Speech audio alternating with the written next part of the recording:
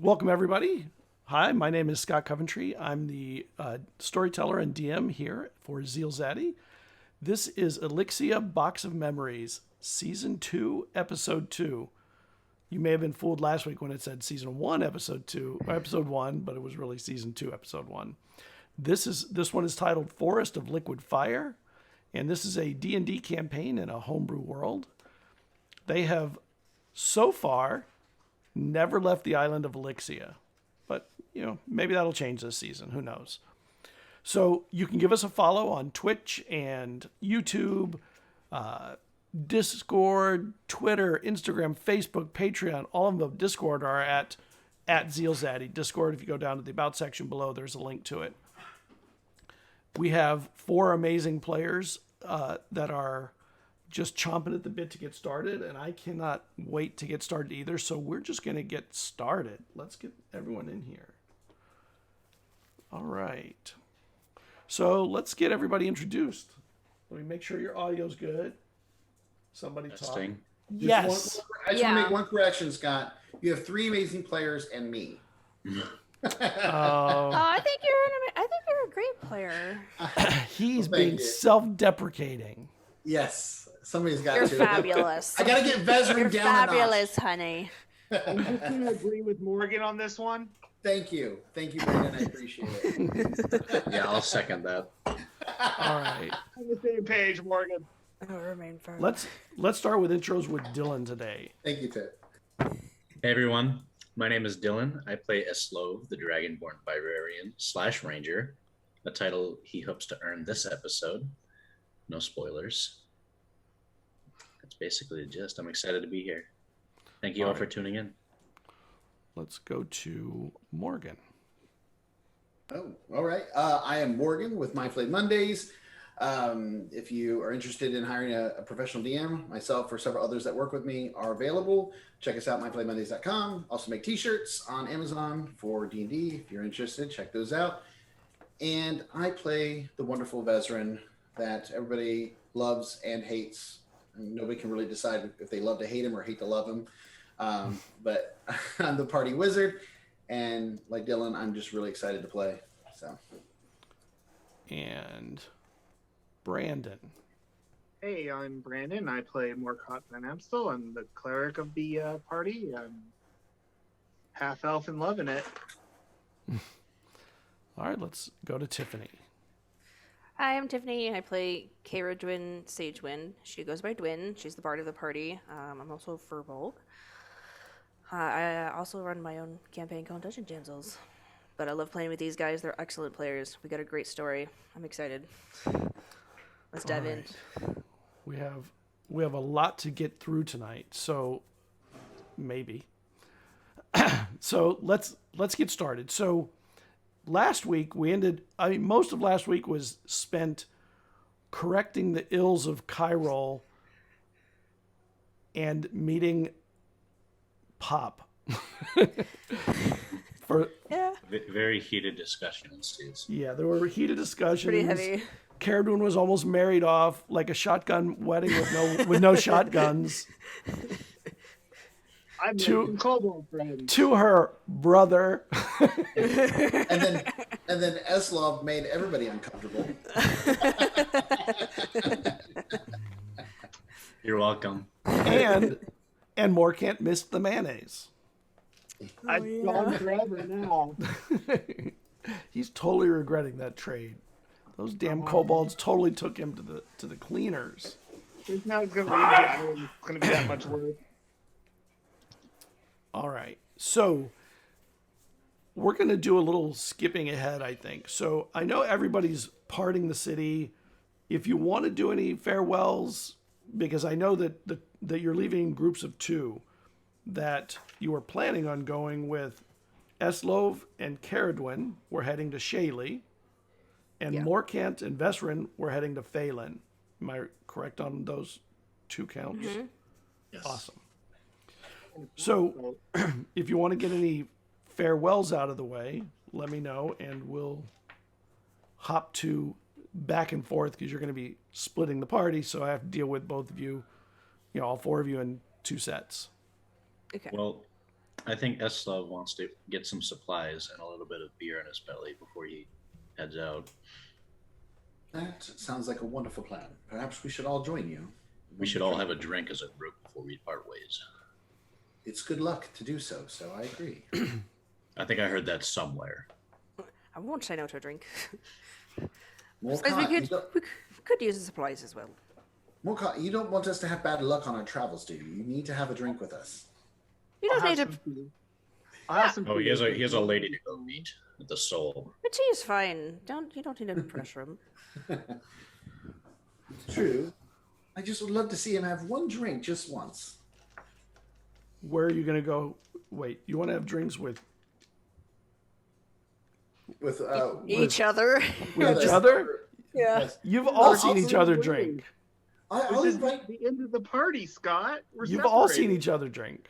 I will Has invite Morcant Roth. had a drink yet? No I one don't has know. seen Morcant drink. Morcant Yeah. doesn't drink. That'll Like- change this season. Alcoholic father that much that he doesn't touch alcohol Oh. himself. Oh, God, Fair you're enough. right. I just Fair realized. enough. I not realized. I remembered. I was like, It's so funny. It never comes up in the It may have been bars. discussed in our- yeah. You before never. we started. If you would tell Vesryn that, he would probably back off. Yeah. I didn't say that out loud, but Yeah. I'll invite Rotha and Ileana. Oh yeah. Your dad too. Maybe not. I'm gonna veto that one. Maybe Alred if he feels up to it, but Yeah, I'll invite Alred as well. Say goodbye to my siblings. They were a large part of what we've been through at some point or another. And they say they'll meet up with you as soon as Dad's done with them, Father's done with them. They have some things that he's going over with them, and they'll catch up to you before you leave. Yes, we won't be seeing them. not for a while, no. So, what's a good? Now that we've been here and things have settled down, what's a good little tavern that I know of locally? That isn't either covered in fish guts or burnt down. none. Gifford's Grub and Brew. All right, Iffords. Let's check out that location. I haven't been there in some time. It's been a while Well- for me too. I've only been there about once. I hope I don't run into anybody that I knew. So, She kind of like looks at the city and is like, That'll I be mean, on a hard. personal level. I mean, on a personal level. I know the city knows me, but just ignore me, all right? Ignore me. just as a side note, I want to buy a shield at some point. That would be great. Okay. All right, so- could I provide her one from the? You could from the armories. Unless you're looking for something. Got a different. big unicorn on it. It's beautiful. It does. If I no, wanted this- If I wanted a meta game, I could ask you for some scale mail, but that's too Well, cheap. Yeah, that. It'd be fine for her. She won't be picky. No, yeah. I'm not sure they'd have scale mail that fit you anyway. That's true. I mean, surely they have some big buff soldiers there. They do, but they're not like the size of you. Well, Eslov's only like 6'8". It's not that big. Oh, I thought he was taller. I thought it was more. You know, Cerridwen's 7.5. actually taller than Eslov is. Seven- By a lot. I knew that. Yeah. Cerridwen's really Big tall. giant. I'm a giant. Yeah. She's supposed Yeah. to be taller than all of you. So, you are provided a shield. It's worn and beat up a little bit, but it will function and do what you need it to do. Sweet. It is a round shield. Good. Oh, that's what I wanted. Just one of those Oh, nice. kind of like small bucklers. It's a little bigger than a buckler, but All right. you know, It's good. but Oh, it'll gives work. her- it allows her to have like movement. We don't want anything too bulky. Yeah. Just for flavor. So you head over to Gifford's Grub and brew, and it is pretty busy in there. I mean, this is several days after where we were before. You know, there's been a little bit of time that's passed, and the people in here look like the people that were in the lines the other day waiting for work.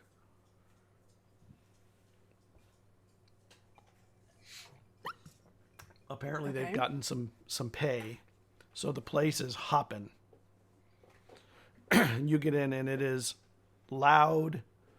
There's fish being served of all kinds, still. But there's also some potatoes that have been brought in with some kind of herbs, like maybe parsley on them or something. So they're finally getting some other food in too, to cut the taste of the just fish.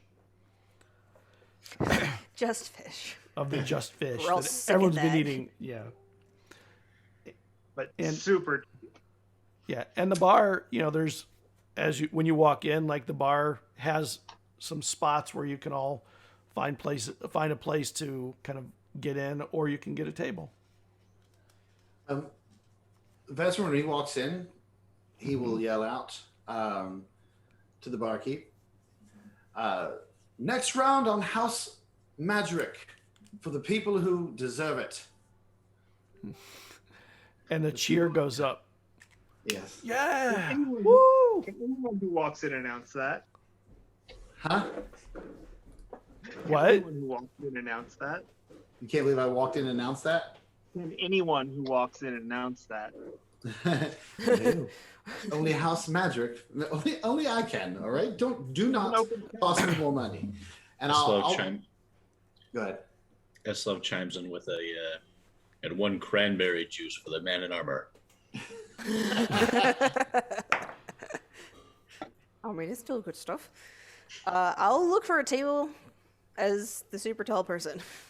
There's one Oh, over there. over there. It's in the back. This will just start going and like. I don't know how accurate this is to real life because I am not a tall person. I'm just, but in my experience, tall people just move out of the way for tall people. They do. Yeah, and so they she move out just of your way. goes. Yeah, If so they she see just you, walks. Yeah, if they see you, they move. Yeah, Yeah, everyone's like jumping up, trying to get their chairs out of the way. They're like scooting their tables across the floor. yeah. And it's like, can it be like one of those cool like booth things that's like its own a mini room. You've yeah, let me see. Oh yeah, those are cool. Yes, there's a little room with a table in there, and there's It's like nobody one of in those it. round booths.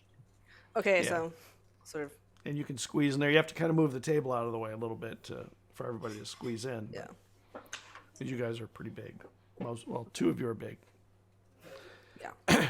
And you get in, and everyone's starting to drink their free beer, and your drinks are brought over, and the barkeep comes and says, do you want meals too?"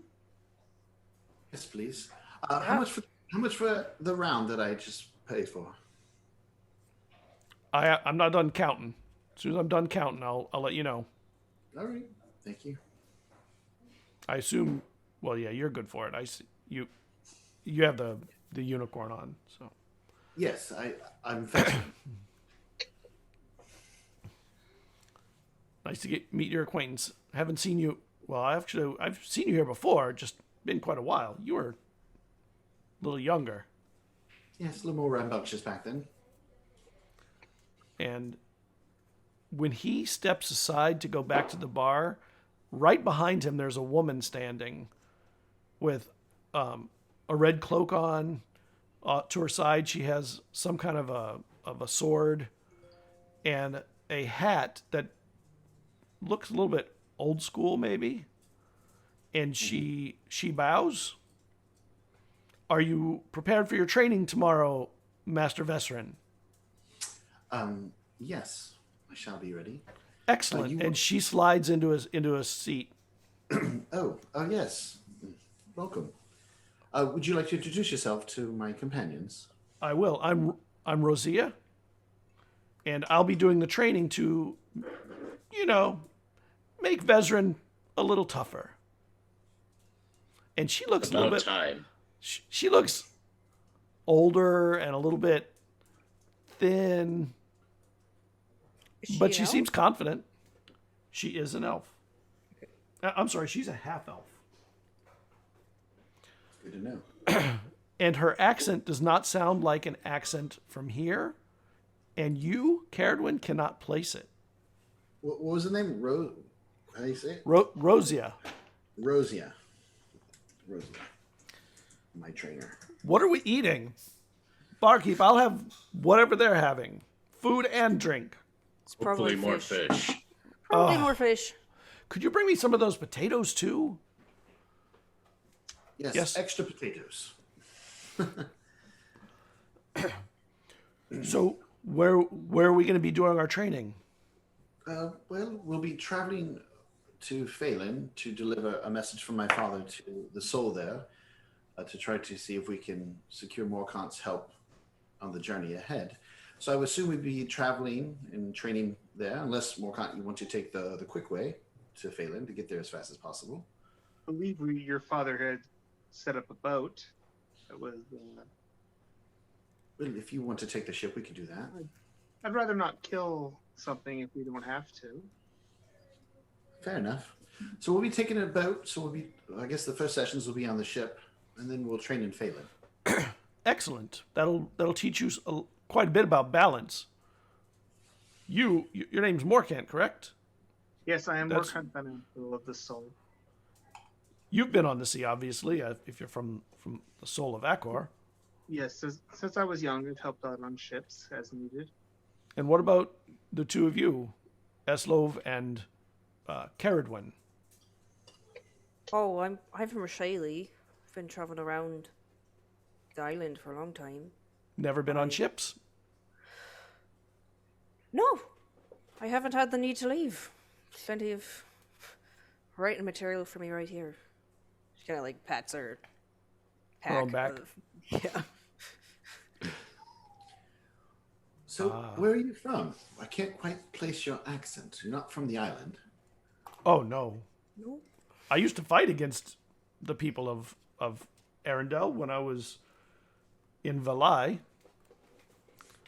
Do you know And anything about Valai? that was the last people that you've had a war with.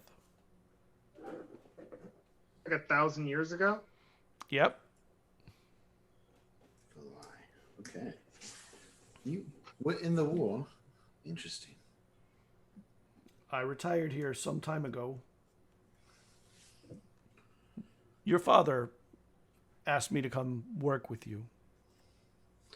Yes, how did you meet my father? He sunk my ship. Well, yes. He does have a tendency to do that to those that oppose him.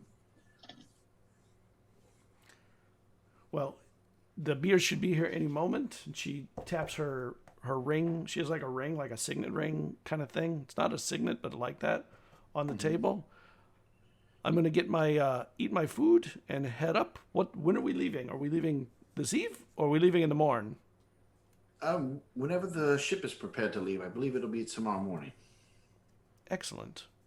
I'll let your father know that we'll be leaving in the morning when I meet him tonight.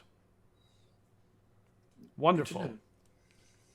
Can you So- also have him have the letter prepared for the soul, for the Morcant, so I can take that in person? Yes, to them? of course. Thank you. And the food arrives. It was cooked pretty quickly. Apparently the fish has just been... Oh no, the cat's coming. My cat's going to try and knock... If my The camera... cat was going to eat the fish. If my cat knocks over the camera, that would be very disappointing. It did not. Come here. Ugh. This is Fang, for those that don't know Fang. He What's up, Fang? is super rambunctious at this time of night. He starts to get crazy. And he plays with the dogs until they can't take anymore. This is Scott's attempt to get more views. Yeah, I mean, you can always use cats. Yeah. Cats and dogs, I mean, and cats and dogs living together. Pure chaos. If that was true, though, Dillon, he would have shown the memes. Yeah. So, And the food arrives and everyone is able to eat. so Eslov, Twin, what are your plans? Hunt. Oh, we're gonna hike over to Shayley, That too. and I'm gonna talk to my family about Talistan. See what information is stored there on the island. And then hopefully we'll meet back up with you to continue the search. That's about all I got so far. We're just kind of gathering info. Meet here before the last ship sail, yes? That's the plan. My plan is to return to the soul. I mean, I can't guarantee that I'll be continuing. Whatever the soul has me do, I will do. By no obligation will they follow your father's wishes. Not that they haven't in the past, and they won't continue to do in the future. Yes.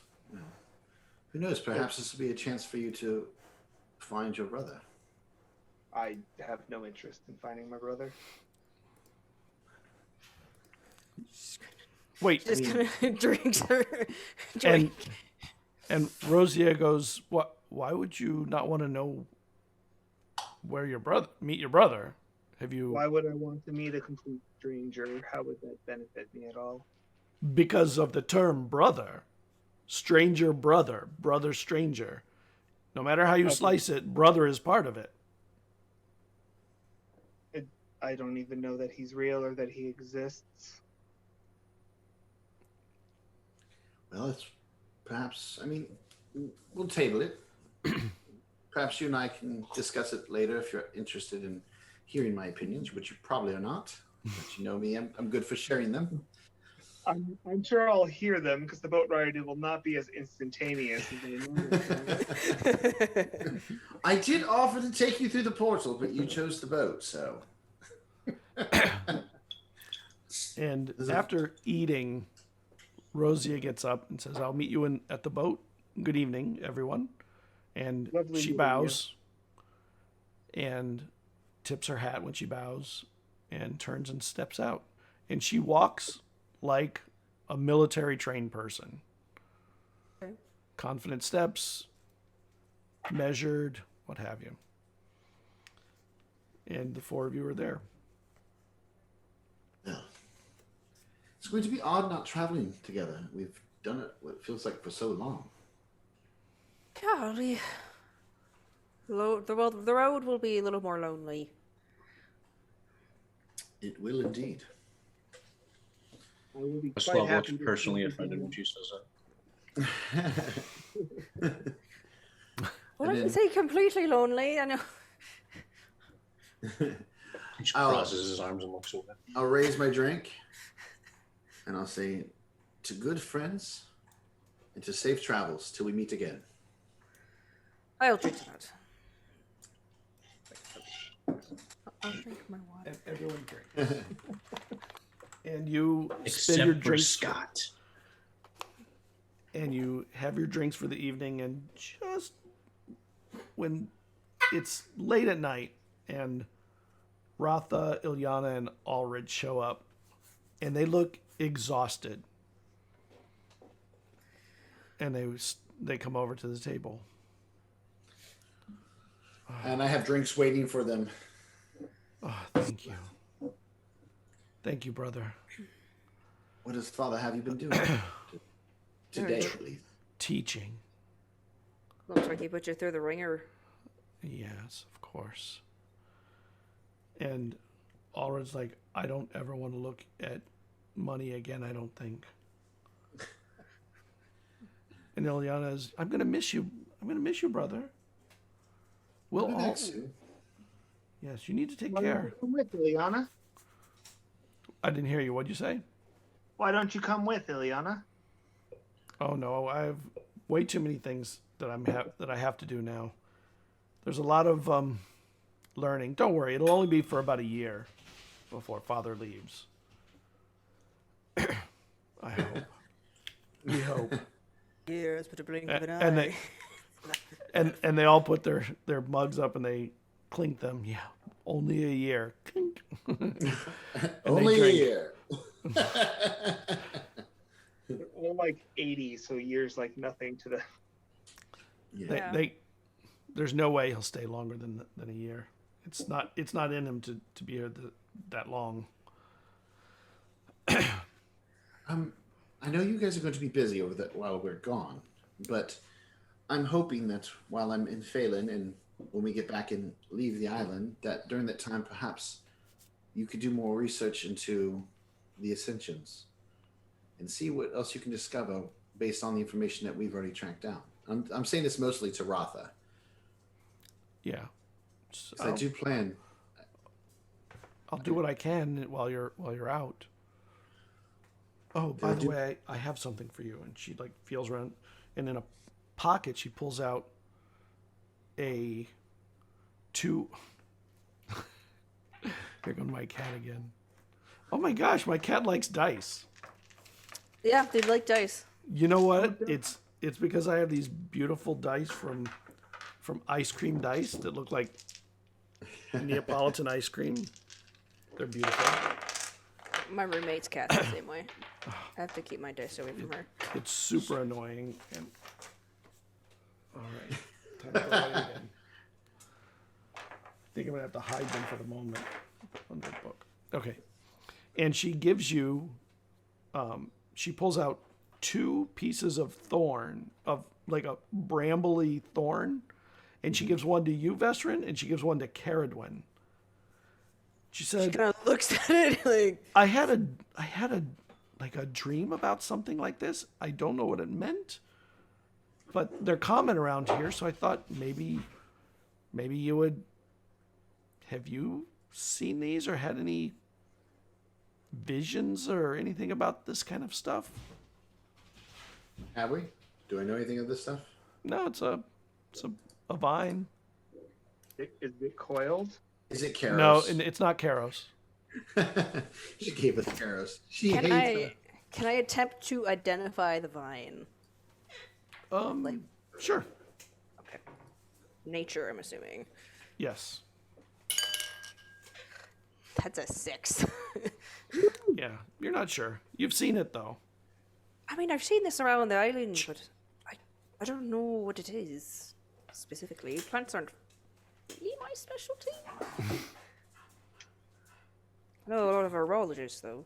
She kind of Yeah, Tucks it's it common enough. You could figure it out probably. You can find it.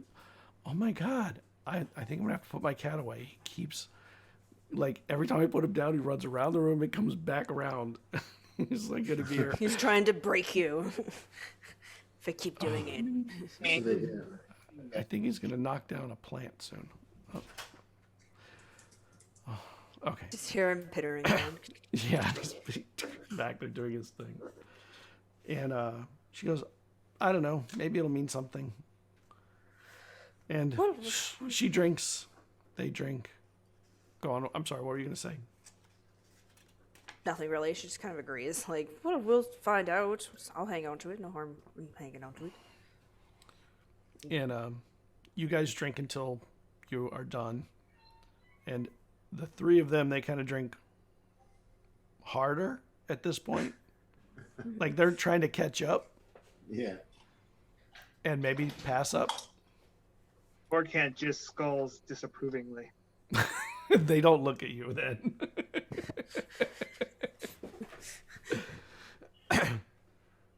The only one that they might have a hard time catching up to would be Dillon.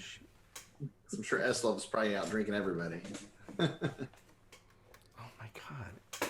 I'm a wizard. I enjoy a good drink, but I must keep my wits about me. So I try not to get too hammered. I'm 90% sure my camera's going to get pushed around in a moment if I'm not careful. The cat is just, there's this little space between my monitors where the camera sits. And the cat is looking under my monitor, trying to grab anything that moves, which right now is my hand. But at some point it's going to come through again, and I'm worried I may have to take it away in a moment. So you all drink, you finish the evening, you head back to the wonders of Cairo, of the keep, and morning arrives. I will also pick up a rapier before we head out, if they have one to provide at the castle. They do. They definitely have rapiers. Eslov, of course, scoffs at your choice of weapon.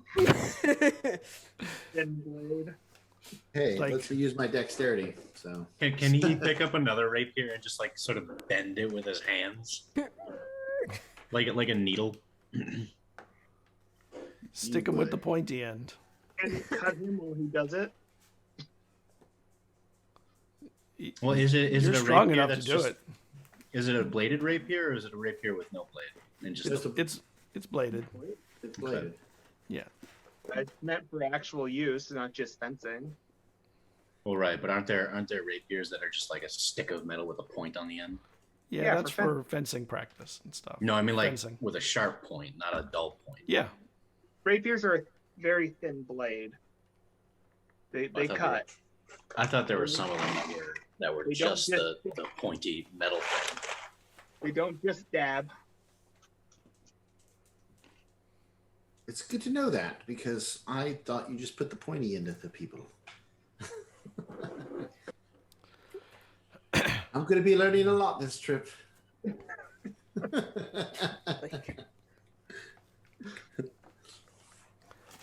And when you get up in the morning, at the breakfast table is Rosia,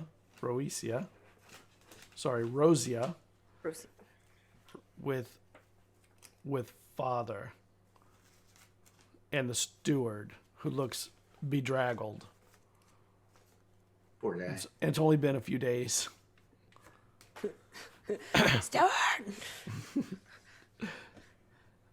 And but there's bread and there's meat, not fish, and potatoes, and a full breakfast awaiting all of you. You finally decided to join the living and get started. Tell me it's like 5 in the morning. Yeah, She like looks out the window yeah. and The doesn't sun is say starting to anything. crack. You can see a Yes. sliver of light on the horizon. I'm just gonna put food in my mouth before I say something inappropriate. Well, Father, were you able to get the letter for the soul put together so I can? I did. And he puts a letter on the table and says, "This will suffice." And he slides it over to you. Take it, and I'll put it in that scroll case that was given to me by Rotha. That was Mother's, I believe. Yeah. So the ship should be ready as soon as you're ready to head out. The two of you, where will you be heading to? To Shaylee? Yes, Something like that. We're heading that way. Yeah, you'll have to cross. They call them mountains. I would call them hills, but it'll add a little bit of time to the trip. You would know that, Cerridwen, as a commoner, not a commoner, as a person who lives on the islands. Eslov, do you have mountains in the wastes up there? Do we? I think they're probably further north. You do, but they're right. They seem to always be distant. I've never been to them. Yeah. So yeah, it'll be like only in myth. They're always unreachable. It'll be a little colder up there. You might appreciate the temperature change.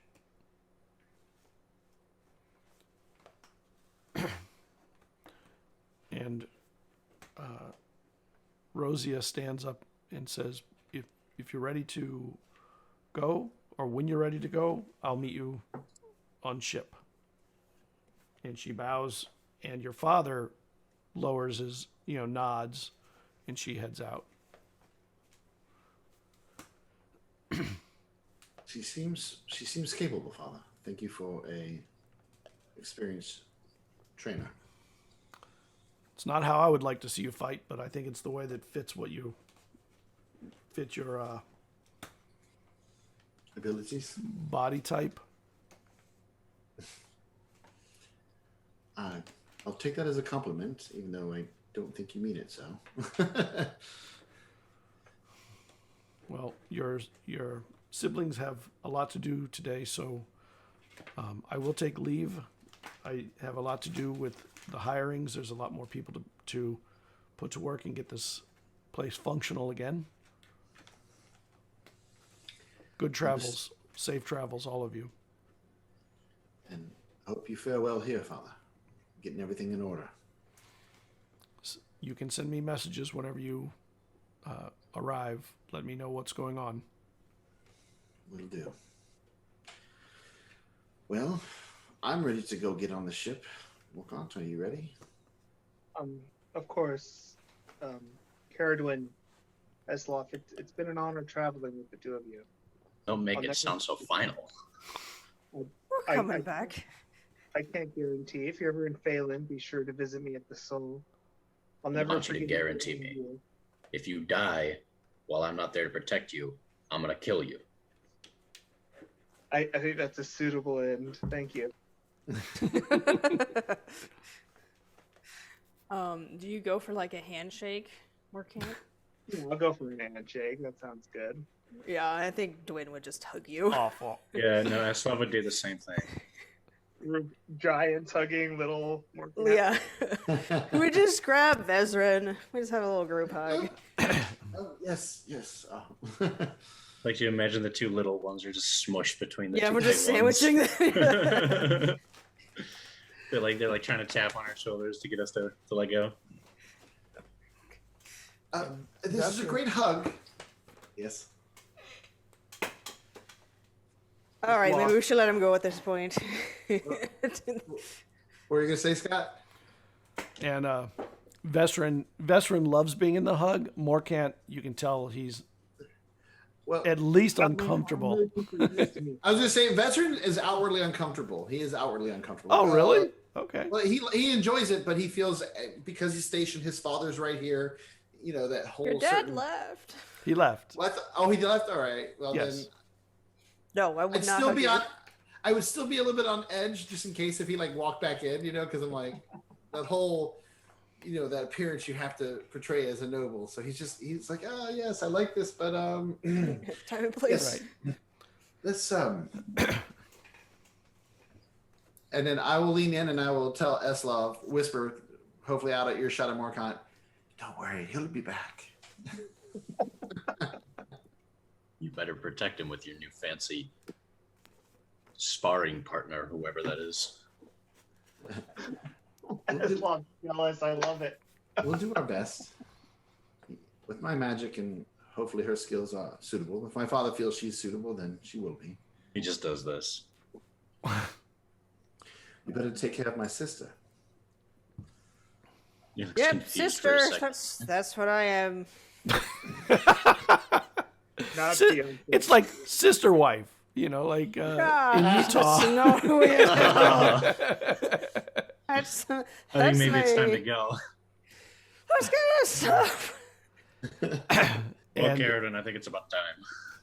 This just Yeah, got awkward. we can't spend too much. The The sun's lights- already setting. It's like 9 o'clock in the morning. got a lot of road to cover. The rooster starts croaking now. Safe travels. We'll see Here's you. You too. It's like that And- Fast and the Furious movie where they're going separate Scene. ways. And scene. Now roll for initiative. What?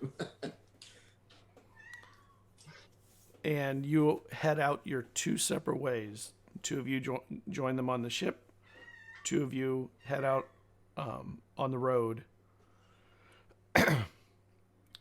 Let's go to the ship first. So While you're doing the ship first, I don't mean to interrupt, but it's okay. I'm going to take a quick bathroom break while you're doing the ship. Okay. I'll be right No back. problem. Come on. Yeah, just don't do it right there. I mean, go to the bathroom. Go wherever you feel comfortable, Dylan. Don't listen to Scott. So I just realized I was muted, but I was making a bunch of jokes. Anyway. all right. So Vesryn, you're on the ship, and almost immediately you get on the ship, and she's standing there. You can put your bags away. I'll be out here on the deck when you're prepared. And I will go put them away, and I will move back up to the deck. And when you come out to the deck, Morcant, what are you doing whenever you get on the ship? Watch me get Whenever- my ass kicked. I'm assuming that the ship hands are all quite adequate and like my help is not really needed. So I'll probably just be praying to Akor, watching the sea and watching him get his ass kicked. This is a military ship. Yeah. These they're probably- sailors are kick ass, and they're soldiers. They're Marines. You know, they're like they would be doing landings and fighting off barbarians and whatnot. I'm sure some of them might need some console from Akor. Sure. Being, some of them may want to pray, and I'll provide any of those services. And other than that, I'll just be making fun of him from the distance. Almost all of them Little That's- pokes at Vesryn. almost all of them ask for blessings. You know, whenever they have somebody who is from the soul, that they're pretty religious. They ask for, Akor's blessings, and they know that you're sort of the emissary for that. Yeah, I'll be administering, whenever necessary, and giving console and anything else as part of the soul. Okay. And Vesryn, she waits for you. You come out, and she already has several weapons there, several swords there. She has a cutlass, a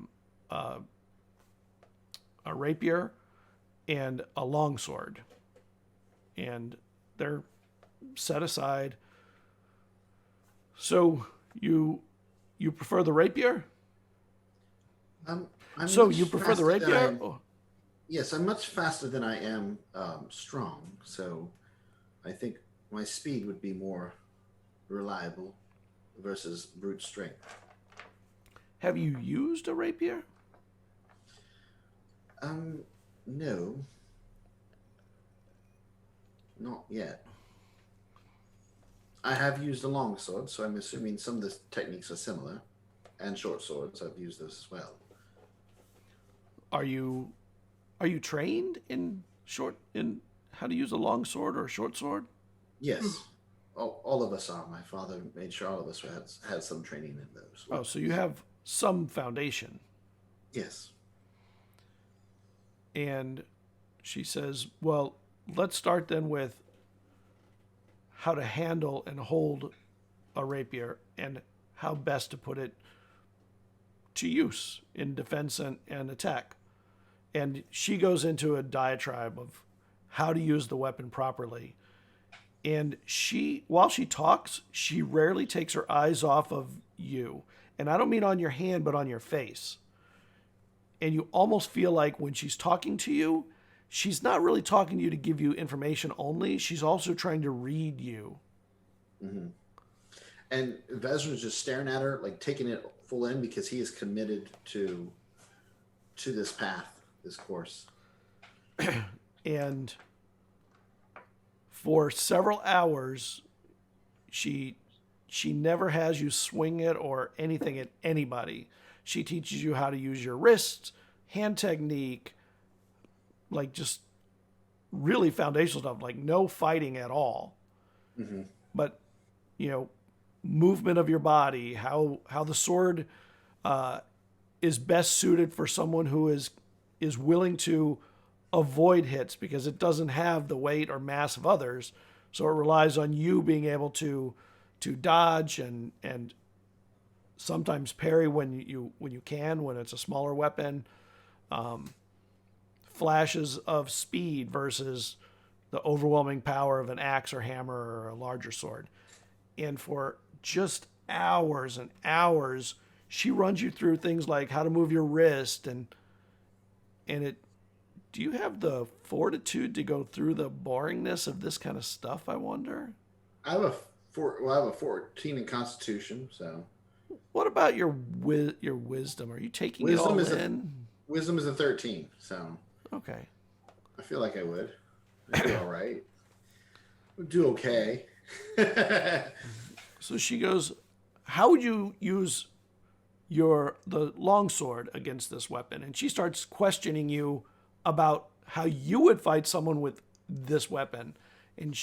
And almost guaranteed your answers are either wrong or just inadequate.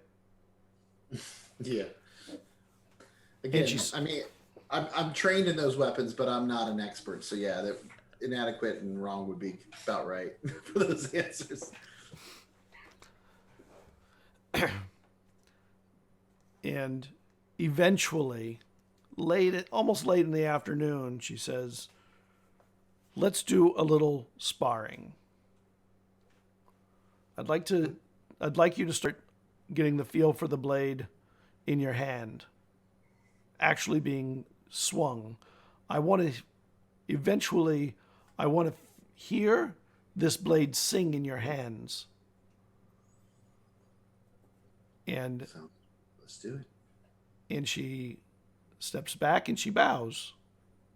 As does Vesryn. In actual combat, you should not be bowing to your enemies. I understand that very well. I've been in quite a few scraps already. I don't know if you heard, but my companions and I did save the island from a fiend. I heard you were better with a bow, though. Well, I am trained with a bow as well. But I'm best with magic. That should make this interesting if you combine the two into something potent. That is the plan. So let's begin. And she steps back, brings her rapier forward, and as you spar, it's pretty obvious that she's playing with you, but she's not doing it to be rude or anything. She's not being offensive. She's not embarrassing you. She's just showing you your mistakes and weaknesses and how the rapier, although it is fast, it does leave you vulnerable frequently. And in ways where you can recover quickly if you can recover. Mm-hmm. And, she hits you with the flat of the blade here and there. You probably never hit her with anything. Magic missile. No. No, that's a guaranteed hit. And by the end of by the time it starts getting dark, you are bruised up and sore, but more knowledgeable. Mm-hmm. And you know that you have to work on your feet. That her big thing right now is your feet are not the feet of a sword master, and that needs to happen first. Understood. Then he goes and just passes out. Morcant, as you're walking around, you're spending time with the sailors. They're all happy to have you on the ship. They feel generally, you know that when any of your members of the Soul are on a ship, everyone feels like the ship is invincible. Like it's just an amazing moment. You know, they love it. They're not on there very often, but when they are, they not only do they give blessings, but they actually help out, and they're functional and useful because it's part of your training as a cleric of Aquar. As you learn how to sail, how to use ships, and help on ships, sailing ships or rowing ships, whatever they happen to be. Also, periodically, I'll use gust of wind if we start to lose the wind, just to keep the boat moving. Yeah, periodically it helps. And one thing you do feel is you feel occasional cold winds come through the warmer wind, and you know that you're in autumn, so it won't be long before you'll be getting to winter. And the waves are a bit choppy, but the sky is pretty open, so you're getting winds in weird places, but it's not really helping smooth out the seas. So, you know, you got to keep your balance. Everyone keeps their balance. And what are you doing when you get to the end? Are you doing stuff with the sailors, like helping with the ship, or only doing clerical stuff? I imagine I'd be helping with the ship when necessary and offering any of the services of the soul while present. Okay. And they run on everything's very routine with them. They follow their orders, but most of them do things almost like a clock is running in their head, and they know exactly what they need to do at different times. You know, you'll see them look up at the sun or the star. Well, it's not stars yet. At the sun at different times, and they'll change to another position on the ship to do whatever is required at that time of the day.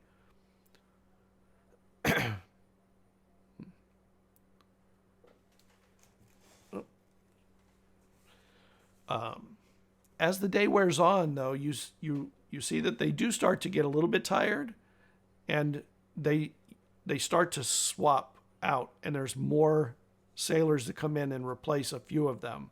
So it looks like they have another crew that starts coming in. So over time, over the day, they take rests, and others come in and fill the roles. And you sail through the night. Eventually, the stars start to come up, and you realize that it's going to be a pleasant evening at least. It's cool, it's not cold, and the wind picks up and starts getting pretty steady. And by the time that you get there, you can see off to the starboard side, the lights of the city that the captain says, crossing Nisa, and everyone acknowledges, and you know that you're crossing that city is Nisa, which I don't think you've been to. Have you been to Nisa? I don't remember if you guys went to Nisa or not. Nope. Vesryn tried many times, but we never went. And you eventually get tired, and you know, you've been doing stuff all day, helping them out and casting to keep the winds rolling when it was dead. And before you set in, the captain comes over. I appreciate the wind when the water was dead. Be good to have you on a ship all the time. My calling is to the soul. If it's necessary, please talk with them. Perhaps.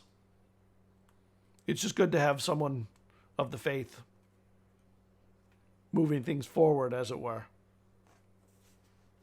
Accor places me where I'm needed, and if this is the place I'm needed now, I'll do everything I can to make sure the ship runs as efficiently as possible.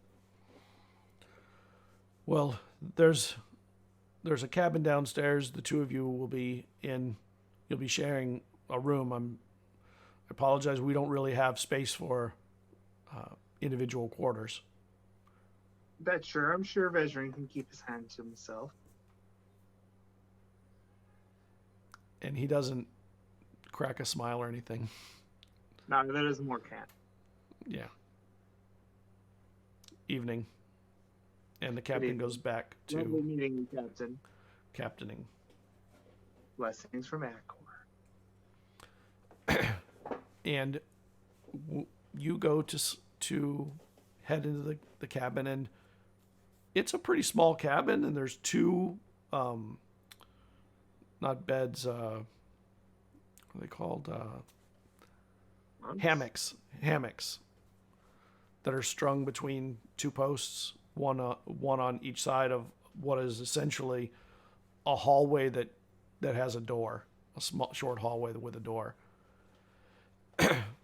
And when you get in there, Vesryn is. What are you doing, Vesryn? Are you? I was laying there, like resting, not necessarily asleep yet, but I'm resting, waiting for him to come in. Well, you don't really sleep. Yeah, I trans, but when All I right. see him come in, how goes it, Morcant? Huh? I mean, it's pretty standard travel on a ship. Do you need me to tend to your wounds, Vesryn? You seem to have been beaten up pretty well. It's just bruises. I'll be fine in the morning. I know you didn't want to talk about it, but I really am curious as to why you don't want to even know this man who may be your brother. There's really no connection. I have no desire to meet the other spawn of my father. My father wasn't really one for taking care of me, so I don't understand why his completely abandoned child would be of any more interest to me. I have my family at the Soul. Well, perhaps if it is your brother, perhaps he needs you. Maybe it's not so much for you.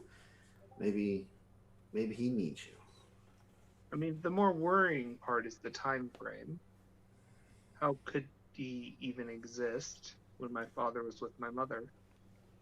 I mean, it could have came after, it could have come before. I don't know much about that, but I mean, you could at least find him and maybe get those answers. Whether you want to, I don't know that knowing those answers would make my life any better. But you don't know it won't. I mean, at least maybe get some closure on your father. I mean, at the end of the day, Vesryn, if my brother is human, he'll be dead before we know it. They don't live as long as we do. So I don't really see a point to getting to know him at all. Well, would you do me the favor of just thinking a little bit more on it? I know it's not something that you're keen on, but family is important, and whether we know it or not, you've spent so long with only the soul as a family that you may not know that there could be more out there for you. I mean, I've lived my whole life with people coming and going, Vesryn, and I think I've done fairly well. No, I'm not saying you haven't. You have done amazingly well. I'm impressed with who you are and how strong you are in your values. It's one of the things I do respect about you, even when we have argued and debated in the past. I'm just saying, things come into our lives, opportunities, chances. They don't always come, but when they do, there might be a reason to explore them. I mean, maybe it's not clear yet, but perhaps Accor, I mean, through some means, may be the reason why you even know about this. I'm not saying it is. I'm just saying perhaps it's all destiny. If Accor puts me before my brother, I'll meet him, but I don't know that he'll mean anything more to me than any other person. Not nearly as much to me as yourself or our companions have met through the last year, but it's not like I'm against meeting the person. I just have no reason to go out of my way to do so. That's understandable. I owe my father nothing. I'd love to know. I'd love to. Sorry. Go ahead. Little left his other son. I'd love to know more about your relationship with your father whenever you're comfortable, just because I struggle with my own father, and it seems that you and I have some very, almost like kindred spirits in those feelings. I can only assume that my father marrying a fairly young elf expected her to be there, young and beautiful, for his entire life. And when she was taken from him, the only solace he could find was looking at the bottom of every ale barrel in Phelan. He became the town drunk. The only food I got was pity from those around me, until one day the soul put him on a ship and put me in the soul. It was a very rough 6 months from the ascension to the point which I joined the soul. There was not much left. His life was completely evolved around hanging around the bars and drinking and consoling the fact that his wife was gone forever. Well, your father was in the bars. My father chose the sea over his family. And he felt, when my mother was taken, he just felt there was no reason to stick around. Left children in charge of the island. Well, at least your father has returned. Mine probably never will, alive or dead. He may or may not be out there somewhere. Who knows? He may have 4 or 5 other sons at this point. I don't really feel the need to track them all down. Well, I will say this. My father may have returned, and though the first impression you may have gotten from him is a good heart, and perhaps he does have one deep down, but I'm telling you, there's a lot more anger in that man than I care to acknowledge. But you are a family to me, so is Dwyn and Eslov, and I'm honored to have this opportunity to sail with you and get to know you a little bit better in a time of... Kind of look down at my hand and be like, there's still a bit more work for us to do in the long run, Vesryn. We don't know. We haven't sealed off that pool. No. There's still a portal between us and a dimension which is enslaving those who have ascended. Well, I don't plan on closing the portal until I know how to get people back. One came through, others can too. And I swear that I'm not giving up until I find a way to find out what happened to our mothers and everybody else who's lost somebody as well. Yeah, That as is well as my assignment may change. My free time, I'll look into what I can to figure out how to fix this, because there's still a lot of unanswered questions as far as I'm concerned, and I'm still bound to our bond and our agreement. I'm bound to you as well. However, I can help you in any of your tasks that you need help with. Let me know. No worries. Regardless of what happens, I'm sure we can keep communication through couriers. Definitely. Assuming your father's men doesn't kill them all like they have in the past. Let's not get into this again. Trying times indeed for our island. We'll leave it at that. And you chuckle. Return to the peace we once had. Yes. Back on island, the 2 giants, the actual giant and the Dragonborne giant, head across, heading down the road. The road, it splits and goes north and south. The north road, Cerridwen, goes to Nisa. The south road heads towards Shaley. But the roads eventually will turn into what you would consider just paths at some point. And you have to head over the hills called hold on, I gotta remember what they're called. Give me a second. Called the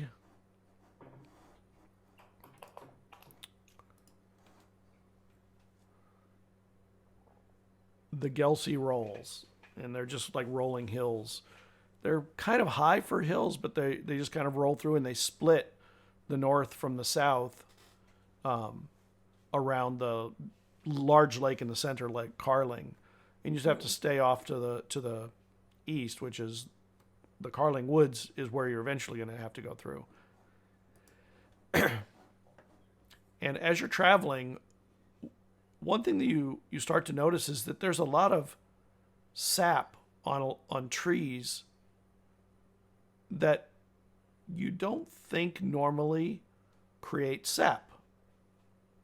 Or at least they don't have it very frequently. Huh. And that seems unusual because it wouldn't have caught your eye, except it's all over the place. So she'll just say, "Oh, hang on a minute," and then she'll walk over and just sort of look for any. Is there like, because sap comes from the bark being exposed, like the interior bark, and so she'll like look to see if there's like a gash in the bark from where this came from. And there's not, and it's not like in one spot. It's like all over the place, and it actually kind of makes the forest sparkle when the light hits it. Just kind of pretty, but Eslov is going to go up to a tree, stick his finger in the sap, and then just smell it and then taste it. When you taste it, it's bitter. Does it taste like pine sap? Nope. She'll just kind of look at you like, "Well, what do you think?" He spits it out. Wouldn't make very good syrup. No. Can I guess I'll try to identify this sap if I can, if I'm familiar with it at all. Yeah, I'm gonna try and figure it out too. And you're not familiar with it. No. But yeah, you've never seen it. Me neither. Oh, I've Neither been of all you. over this island. But what's funny when you're looking at it, you realize that it only goes up maybe 10 or 20 feet at tops. And it's not on the upper halves of all the trees. Is it on every single tree in the area, or is there like no, a, but like but a it's on a lot. radius? It's not on all, but it's on a lot. Oh, okay. What? So there's like patches of trees that are Yes, sap, and exactly. then patches that aren't. Yeah. Is it any specific kind of tree, or does it not seem to No. matter? It seems like all the trees of different types are dripping sap here and there like this. More like exuding it out their skin if they had skin, but because there's no damage that would lead you to think it would be coming from the tree defending itself like that. Well, Eslov is going to get to the bottom of this one way or another, so he's going to fell one of the trees to see if there's anything inside that's going to lead him to any clues. So you take your axe out and start chopping. Okay. Can I see if there's any? I mean, this is still like the like well-traveled road, right? So there's lots of. Yeah, it's on the downside of the top, but heading down from the hills. Okay. Is the sap a specific color? It's clear. I mean, it has a little bit of thickness to it, but it's mostly clear. And it's not as sticky as sap would normally be either. Like sap is really sticky. This is not as sticky as that.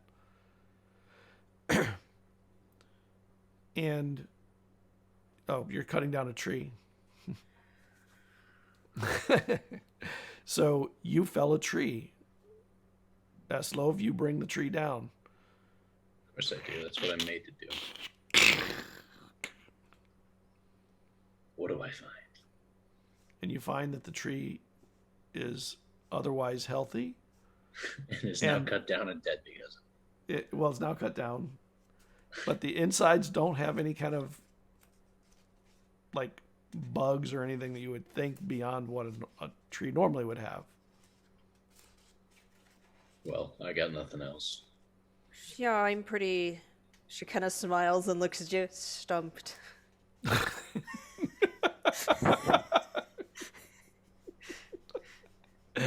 Yep, she's stumped. I just You're Eslov, get it? Those- Eslov just stares blankly at her. It's Like, wordplay. It's wordplay. It means I'm stuck on. I can't. I'm stuck on the idea, and But this as you're explaining, he just stares right at you with no emotion on his face. Just, Did you like kind of shrieks under it? Do you not want an explanation? he just shrugs. Okay, well, and she'll explain like what it means. Like it's wordplay. It's common wordplay, as in the common language. Can you make a perception check, both of you? With pleasure. 18. Oh, that's good.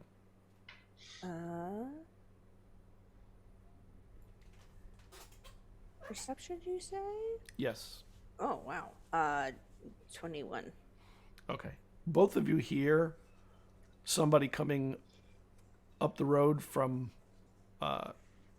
where you were, from behind. Maybe they know something about the sap. Perhaps. And then from over the top of the hill, you see this person come over. That is, it's hard to tell what you're looking at. It looks like a dwarf mixed with an elf, like half dwarf, half elf. Heavy beard. It's not a halfling, is it? We've seen those already. Not a It's a halfling. delf. It's a delf. It's a Delph. A Delph.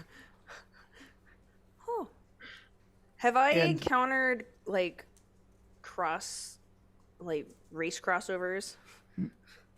Make me a lore check. I was just going to assume that it's another one of those weird races he's Right. seeing on this island, so he's not really phased by it. He's going to step out into the path and wave. Oh. All right. Do you mean history? Yeah. No, this is actually lore of the island. What do I add to that? Is it just a straight roll? Just a straight roll. Okay, that's a 6. She's just like, nope, Yep. never seen that one. Nope. You have not. Did you bring a tree down? Well, Did we you- were trying to figure out Hold on. what's. It'd be deeper. Did you bring a tree down? We were I trying brought to. a tree down. Well, yeah, we were trying to figure out what's going on with all this sap around. I've never seen anything like it. She's just gonna- That's one way to solve the problem, I guess. Well, it Gotta didn't. cover every angle. I Well, as far as- suppose. Well, the sap's not coming from the tree. The tree's not sick. I don't know where this came from. It's not common. It's been covering this part of the forest for, I guess I'd say since the demon. Oh, yes, that one. Weird, though. I could have sworn I killed it. Yeah, I thought so too. I watched you do it. Oh, I Or is don't it- know if it was the demon, but it's been Around the around same- since that time. do you know if it's harmed anyone or the plants or anything like that?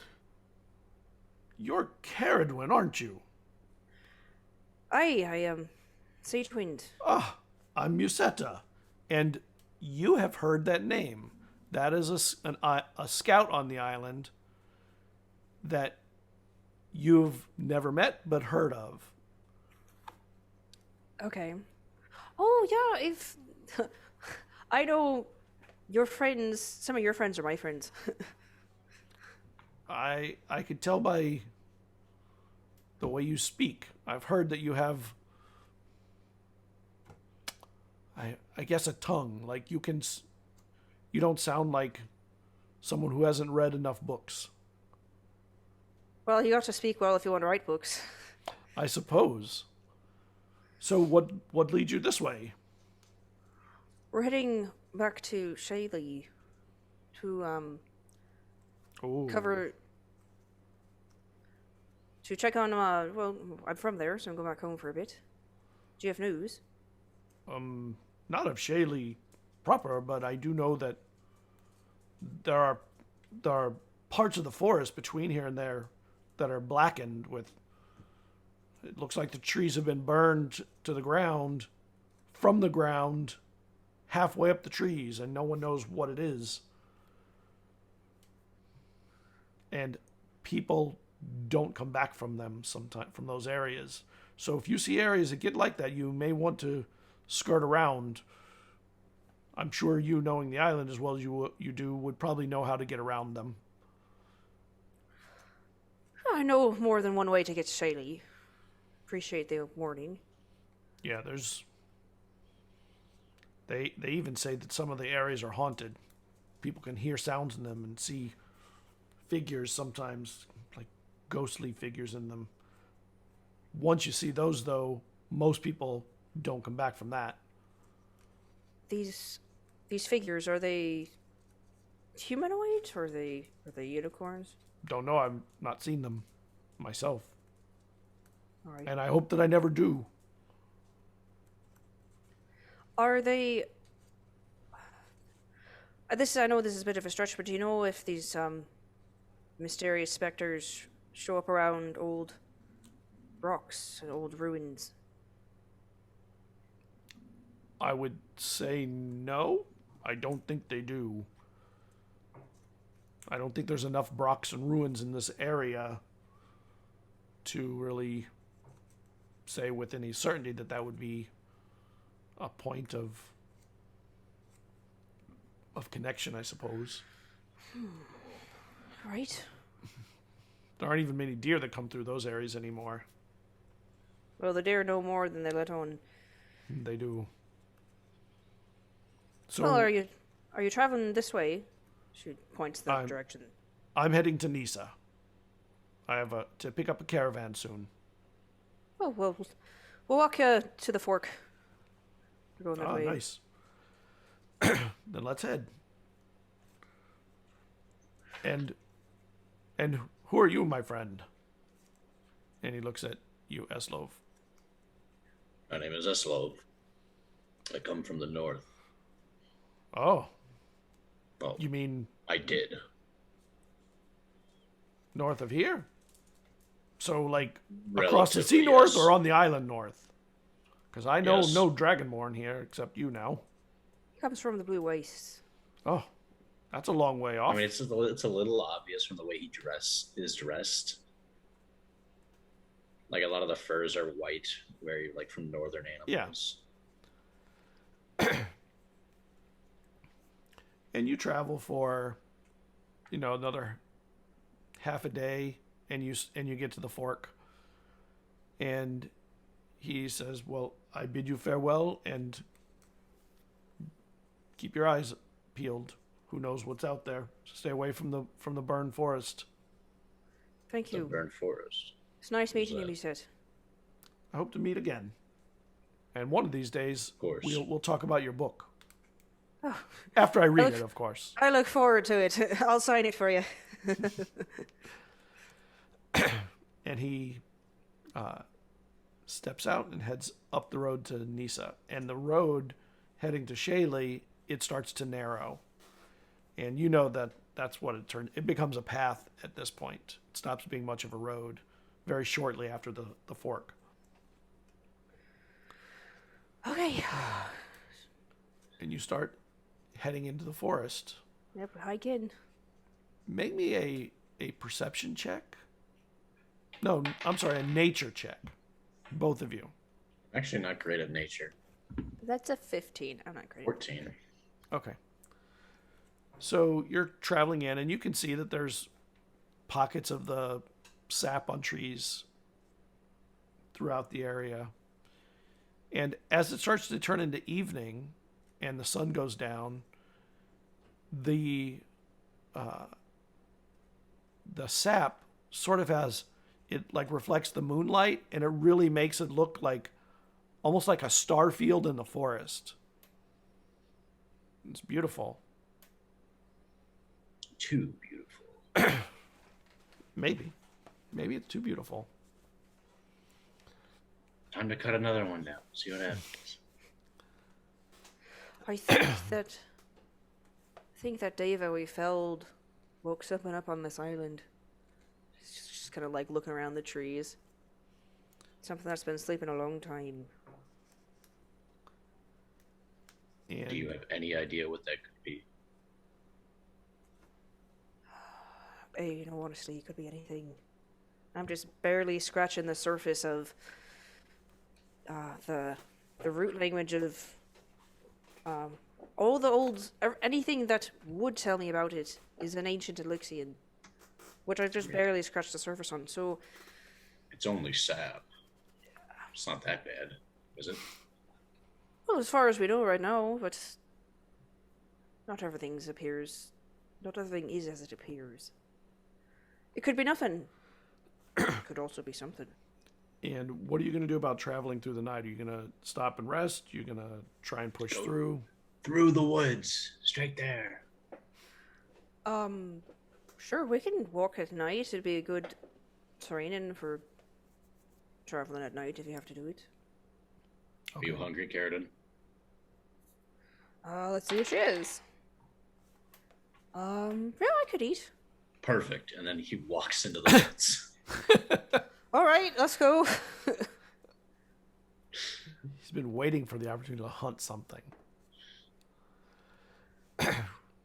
You head into the woods. It's dark, but there's starlight in the trees, which doesn't really give you much to go by, but at least you know where the trees are. How much of a hunter is Cerridwen? Like, does she know? She would know like basics because as a Firbolg, they all culturally learn the basics of being a scout.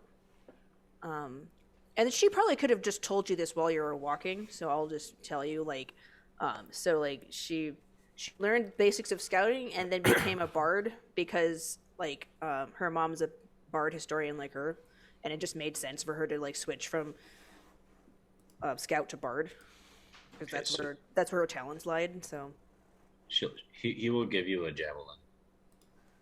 Thank you. And as you're heading in, make me a perception check as you're going into the forest. That's a natural one. Oh, okay, perfect. 7 total. 21. Okay. In here, I don't use what's wait, called. do you have night vision? Furbolgs do or don't have night vision? I don't I'm remember. pretty sure they do. I don't. That's probably why I got the one. Let me look at your sheet. I'll see what it says. Features and traits.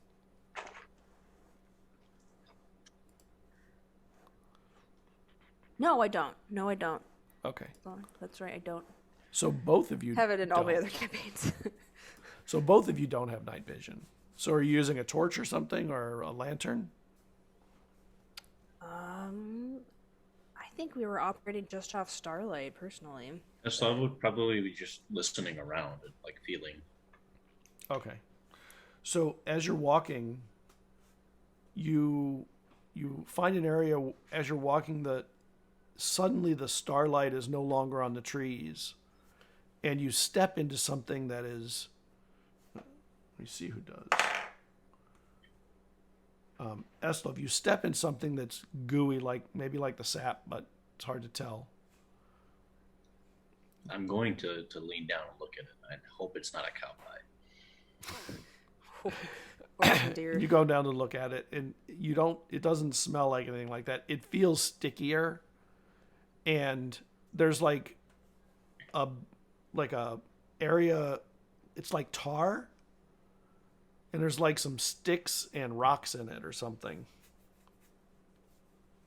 It does the same thing with a snap where he takes his fingers, he smells it. Okay. It smells a little bit strong, almost acidic in smell. Must be rotten fermented sap of some kind. feel like Cerridwen would actually like walk into you a little bit, like, oh, what's wrong? Hey, now save it for Vesryn. What's that supposed to mean? I'm not. It's just. I mean.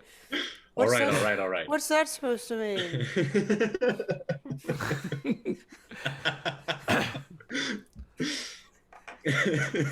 And when you bump into him, you also put your foot into the tar-like substance. And when It's you probably do, worse for her because she's actually That's- wearing shoes, I assume. one of Yeah, the she is. sticks that's in the tar, you hear it crack a little bit. Did you crack the stick? Was that me cracking the stick? And she's like, look down. My foot's been out of the tar, and it had to have been you. Yeah, I hope we're not the only things. We're the only things around here.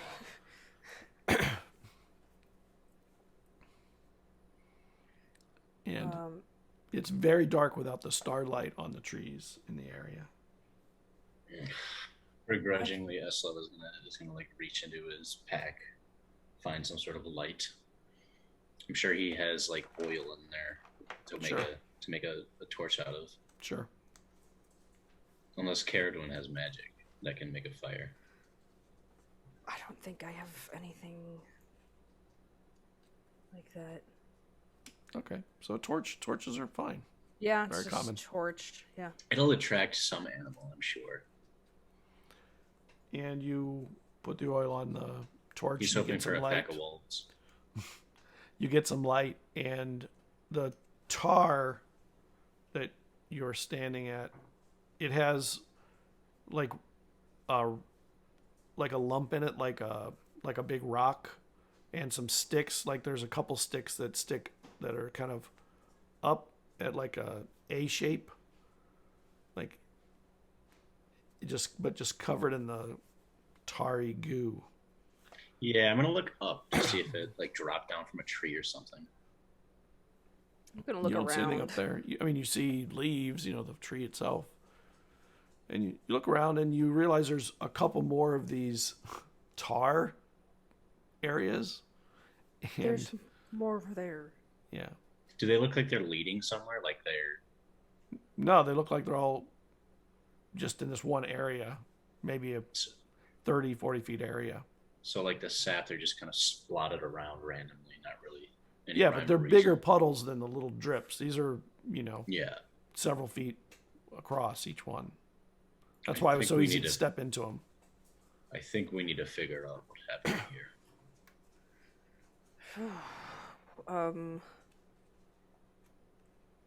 And so, is the tar stuff that we stepped in different than the sap?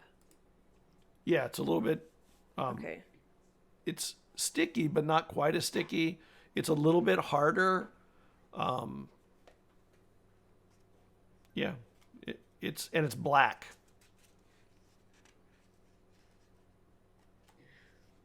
Well, you mentioned that there are these blackened areas in the forest. Does the tar just cover the ground, or does it cover some of the trees? Like, how do the trees look? It just covers the ground, but now that you're looking, the trees in the area, up to about 20 or 30 feet, they all look like they've been burned. Oh, this is exactly where he told us not to go.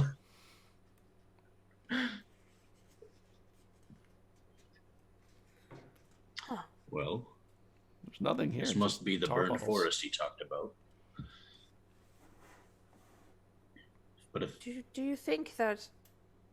there's no I way mean- this can be sap, if the I mean, trees are burnt. definitely not sap. I'm just wondering if this tar can mutate into, or I mean, the sap can mutate into this tar and then be lit on fire. But I don't know. Maybe I'm just shooting in the dark. Yeah, he's gonna touch the torch to the tar. See if Okay. it burns. It will flare up. It'll light up a little bit, and it'll burn. Make me a perception check. Both of us, I assume. Yep. Here's a better one. That's a 16. Cerridwen? Okay. It burns fairly quickly. Like tar would burn pretty slow. This burns a little bit faster. And you notice that that where you're burning it, the rock is kind of getting exposed, and it looks like there's an indent in it that a moment later you realize is an eye socket. Yeah, he jumps back. He's pretty shy once he realizes it's like a skull or something. Were those sticks like bones? Now that you're thinking about it, you realize those are probably bones under the tar. He's gonna like frantically look at the other piles to see if they all have the same kind of like rocks and structures in them. They do. I think we have to get out of here. I second that one. She just backs up. We And- might be over our heads right now. And across the black area, you see kind of a figure step out from behind a tree or something. He's gonna grab his axe. He's gonna hand the torch to Cerridwen and pull out his axe. Well, all right. Holds up her shield. And the figure just sort of backs into the tree, behind the tree again, and disappears. And it was like kind of made of like light or something, but just subtle light, not bright, just enough to make it visible, it seems. I'll use my racial of detect magic and see if I can track that figure. Okay. And you cast detect magic, and the figure is not there apparently, or if it's magic, it's not there any longer. Should we Well, just go on. go check? Should we leave? What do you want to do? And none of the tar is glowing. The tar was burning under that one spot. The tar's not glowing. Okay. It's just that one spot is burning. The tar's slowly burning away from the bones that are under it. I say that we back up for now and come back in the morning if we really want to investigate. We can't see.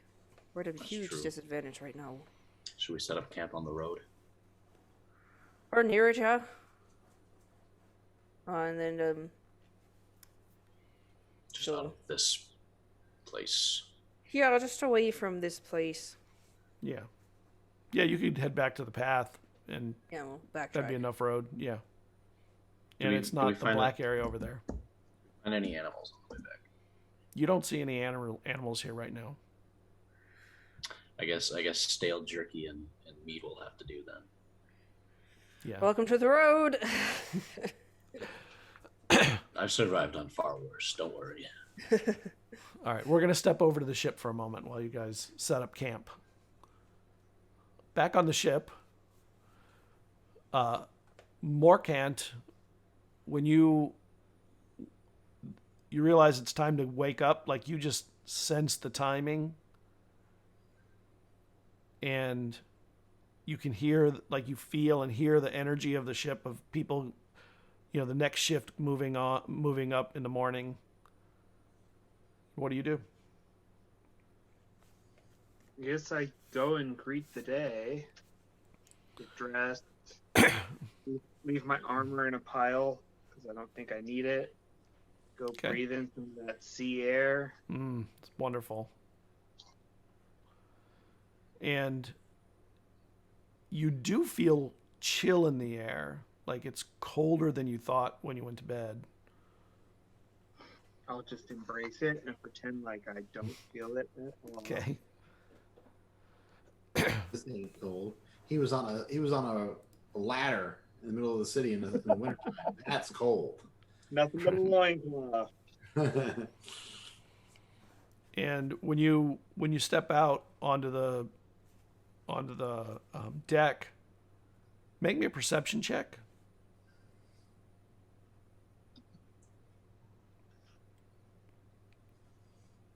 Sorry. That is going to be a 14. The captain is looking away from you. Something doesn't look right about the captain. It's hard to pinpoint exactly what it is. The captain's looking out over the sea, and it's still dark. It's still, maybe it's dusk, maybe. And it's cold up here, like wintry cold.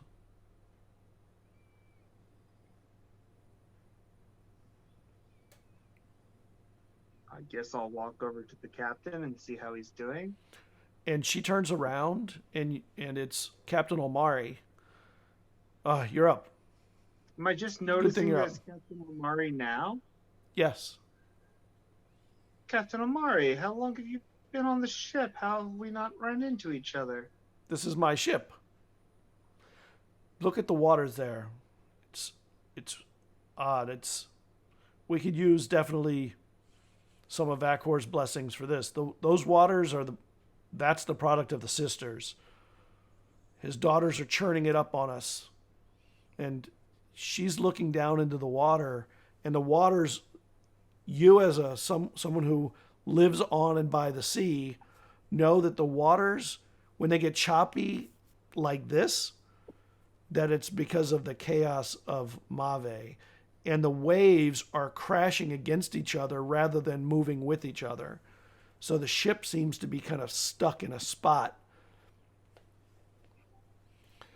The waters aren't right. They're chaotic. You see that, Morcant? Yes. Perhaps if I give your sails some more winds, we can push past it? Oh, that could be useful for sure. All right, I'll position myself whatever's best, and then cast gust of wind to try and push the sails and fill them as full as possible to move. And the sails fill up, and the ship starts to lurch forward finally. Good thing the sisters are mad tonight. It's a good thing you're here to invoke those prayers.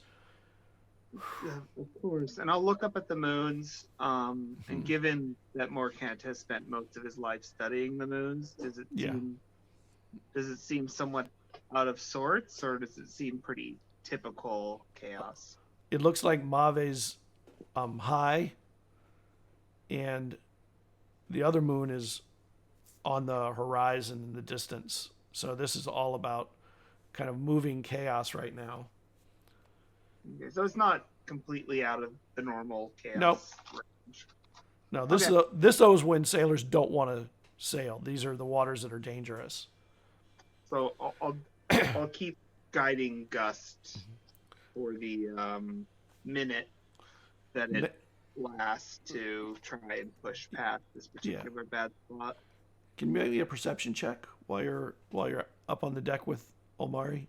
She's kind of looking into the water and she's kind of watching what's happening with the waves and stuff. That's a mighty 12. Okay. And Omari suddenly jumps and she goes, "All hands on deck! Something's under the ship!" And she starts scrambling up to grab the wheel, and everybody starts scrambling out of the decks, out of the holds, coming up, weaponed. See if you can keep the ship moving. We need to get out of here, Morcant. I'll keep pushing for the minute that I can with gust. And while the ship is moving, you see a head roll over the top of the ship. And it breaks a sail. And it's on a body of some long beast, almost like a snake. And it rolls over the entire ship. And when its head goes in on the other side, the body is still in the water coming through. And it makes like a rainbow over it. The beast, the monster or whatever, is white with these red, almost fiery patterns on it. And it has these spined dorsal fins that run the length of its body. And as it's coming down, it looks to the side of you, and one of the fins scratches across your arm.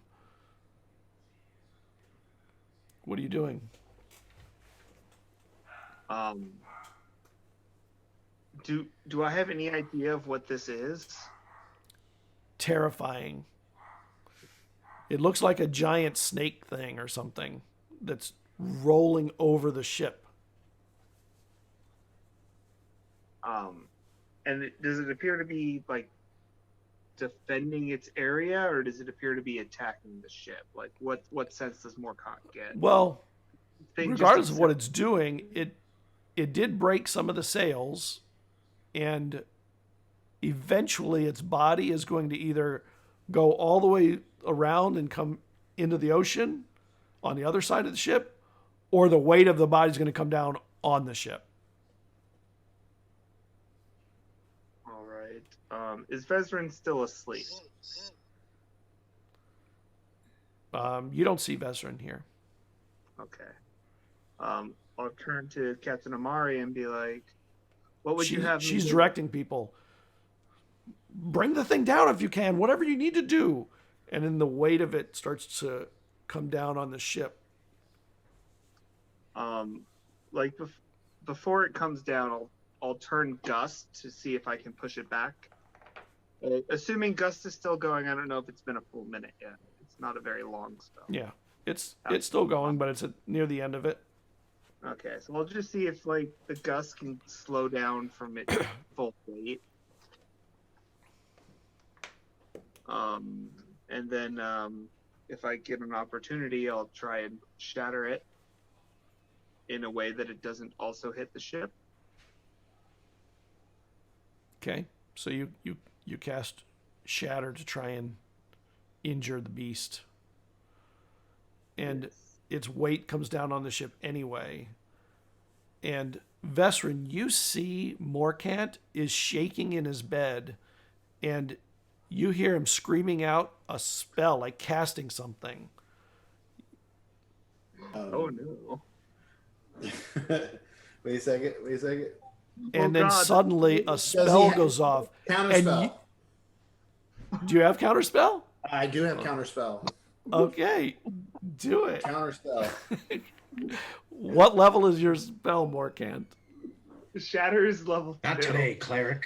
Level 3 counterspell. So Okay, so you counter the spell and you realize he's casting while he's asleep. And he was about to, you don't know what the spell is, but he was about to do some shit. if I knew he's cast Shatter before, I would know what it is. Yeah, you would know. You know he's about to cast Shatter on something or I'm someone. like, I immediately jump up and I try to wake him up. That was great. That was so good. Oh my god, you would have shattered the ship, dude. And you wake up, Morcant. Suddenly you're shaken out. The ship crashes down into the sea, and suddenly Vesryn is there shaking you violently, and your arm is really sore, and Vesryn is like, wake up or something. What are you doing? Are you Ves- okay? Vesryn, your hand is wet from blood from his shoulder. You're bleeding. Why am I bleeding? You were about to cast. What? You were about We're to getting cast raided, Shatter. guys. We are from Waffles Maple, who we love. They are awesome. Hey, Waffles. Thank you, Welcome. Waffles Maple. Yes. You're Hello, everyone. Thank you for joining. you're just catching the sinking of a ship that two players are on, which is awesome to do. And one player is maybe causing, or it is helping to cause. Potentially. Morcant, you're bleeding, and you were trying to cast Shatter in your sleep. I had to counter your spell before you destroyed the inside of our room here. I just had the most horrific nightmare. There was this like large shaft of a creature coming out with just a giant head, and it was about to bear down on the ship, and I had to try and shoo it away with Shatter. Well, your Shatter almost took out our room and probably another part of the ship here. I guess I should thank you for waking me and preventing this from happening. Yes, I'm sure the captain would not appreciate if we destroyed his cabin, so... Yes, I don't typically pray to Akor in my sleep, but good to know he's always listening. I will look at his bed, or I know he's in the hammock, but I want to look around to see if there's anything that could have nicked his arm while he was sleeping. Like, as he's moving around, maybe. How Maybe bad is some the of blood, Scott? Do I notice that I'm bleeding, or am I oblivious to this fact? you didn't notice. Vesryn noticed, unless Vesryn tells you. No, I told him. I said, Oh you're yeah. bleeding. Now And you he's see trying you're to cast bleeding, and spell. there's like a gash across your arm, like that you feel when you're there, and suddenly you realize there's a pool of blood around it, and it's bleeding. Can I look at the wound and try to determine if it was like a blade or an animal or something? It could have been maybe your armor was there. There could have been a sharp part of the armor or something, because that's right next to you. Is there any blood on the armor, though? Not that I mean, you see. I don't think your armor cut you. Maybe it shook during the night during the So there's his no way I dream. can like medically look to see if it was a blade or something more natural or something more unintended. You don't see anything there that has your blood on it except your hammock and your shirt. This seems very deliberate.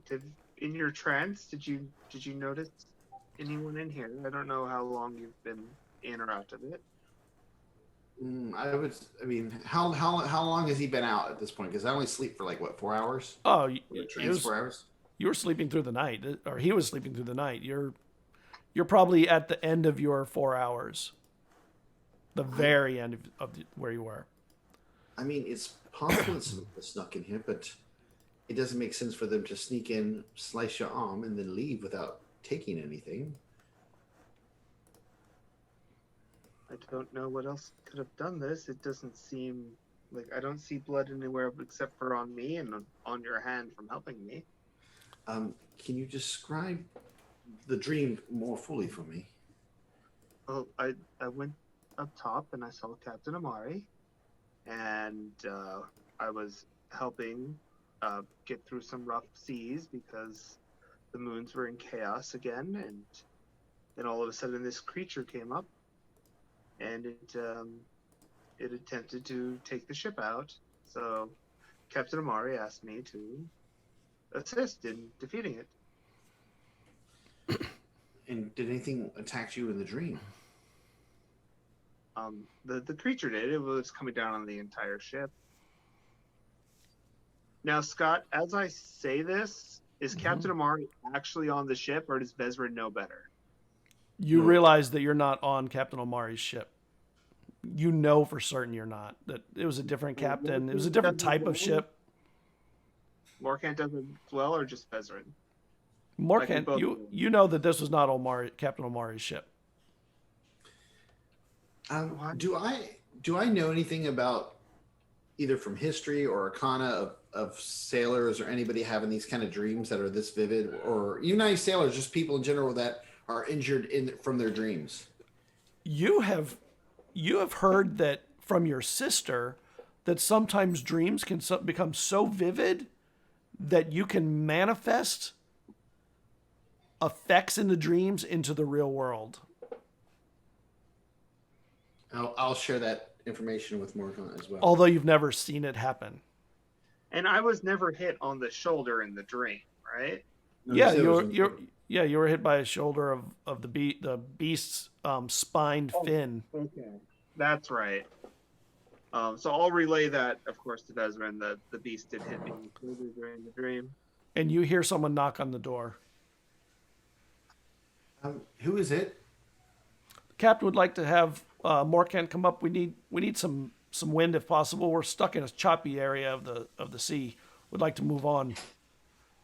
Of course.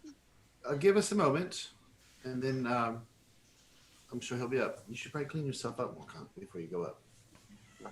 And I'll just really quickly bandage the wound. Okay. It's not real bad. It's long, but it definitely was bleeding. It's not like it's deep to the bone or anything like that. Did I take any damage, or is it completely superficial? In technical terms, it would be superficial. Okay. So I'll just kind of clean it up and, put my garments over so it's not visible at all and head over to the captain. All right. And you get up onto the deck, and the captain is looking over the sea, and he goes, The daughters are fighting it out tonight. We got both of them up above, and the seas are choppy as all hell. I was wondering if you could help move us through this. Of course. Get us some direction at least. Vesryn, just so you know, Vesryn would have walked up with him as well. Okay. I'll look up at the moons again. Are they the same exact position that it was in the dream? Kinda. Yeah. Vesryn, I believe my dream is repeating itself. What happens next? If the dream is real, what happens next? Next, we're about to make a new friend who will immediately head towards the ship. I'll follow you there. All right. Well, I'll begin to position myself, and I'll keep a look over the sea, but I won't cast Gust of Wind again. While you're looking over the sea, make me a perception check. Come on, something. I will use my feet to put mage armor on myself in case something, because he's telling me something might attack, so mage armor is active. Okay. 24. Okay. You're looking at the water, and underneath some of the waves, you see sort of this whitish, like body like a whale or something, kind of roll under the ship, and it just keeps going on. It's not like a whale in the size, it just in the coloring underneath, the whiteness, but it just keeps on going. And it has red bands under the water that you can just barely see at the edge of the water. And I'll turn to the captain and be like, Captain, we may have a creature there that's about to attack us. Do I see this, by the way? I'm going to point it out. And I'll point it out so Vesryn can see that I'm pointing it out. And you point it out, and they look down. Let's see. The captain sees it. Make me a perception check, Vesryn. It'll be 16 for me. Yeah. And you don't see it, and maybe it just sort of went under the water. Morcant, you see it kind of disappear under the water deeper, like it goes deeper. But the captain stopped for a minute, and he goes, "You're sure of what you saw?" Yes, it was white and very long. Long, like shaped like a fish. Like a whale that didn't end. And he goes over to somebody and he starts whispering something. We need to keep quiet then. I'd rather not. If it's that big, maybe it doesn't even know our presence is here. Let's keep our voices down. And while you're looking out, Morgan, you see suddenly a little tail come up and then go under the ship. And it has these reddish spined fins that run along it. And it just silently disappears and goes under the ship, and that's obviously the end of the ship. But thinking about it, you realize that must have taken, just for it to go under, 15 seconds moving, maybe longer. Let's cut over to the two that are out on the on the land, having fun on the land side. I think one is kind of a stretch. Okay, so you guys are making your camp. Eslov was very on edge, by the way. Oh, I know. Yeah, that was pretty obvious before. So you're making your camp, and in the distance, like the direction you were looking, you think you see like lights, almost like northern lights, but really faint, kind of running through the trees, really just barely moving there, way out there in the distance. Please tell me I'm not the only one seeing that. I see it too. Can you make me wisdom saves, please? Oh, god damn it. This has happened to me before playing D&D. Wisdom saves out of nowhere. It's the scariest thing ever. That's a fail. That's a 14. Okay. Oh, Eslov. no. Eslov starts getting very interested in these. They kind of look like home to you. They look like the northern lights, what you called the gods' lights up in the north. You see, And- yeah, he sort of he looks at them like Cerridwen. He watches. He like leans forward, and looks at them a little bit more, and then he starts to walk over there, just without Wait, saying anything. What are you doing? Don't He's go just- towards the light. He just looks behind himself. He just like shushes you, and he's just like, "These are. I know these lights. Don't worry." What are you doing, Cerridwen? As he's walking towards the dim lights, rolling back through the forest in the distance. There's nothing to be afraid of. I guess she'll just trust him. All right, this is an exercise in trust. Okay. Let's go look at them. He does leave his axe there, by the way. Like it was leaning against something, so he doesn't have it on Okay. him. All She's right. just gonna pick it up. And then quietly cast enhance ability on herself. It's just light. It's probably somebody's light spell or something simple. Nothing major. Maybe it's just, well, as you're walking, you see Eslov step in one of those spots where it's like tar and bone, and his foot crunches on the bone, and he seems to not notice it and just continues walking. It's just getting worse. It's just like, Eslov, we're going back into the tar. He just waves at her, like waves her off. He's just in a trance right now. He's like muttering under his breath about something about feeling like he's home. Something weird. You can't really make it out. Cerridwen, make me a perception check at disadvantage, please.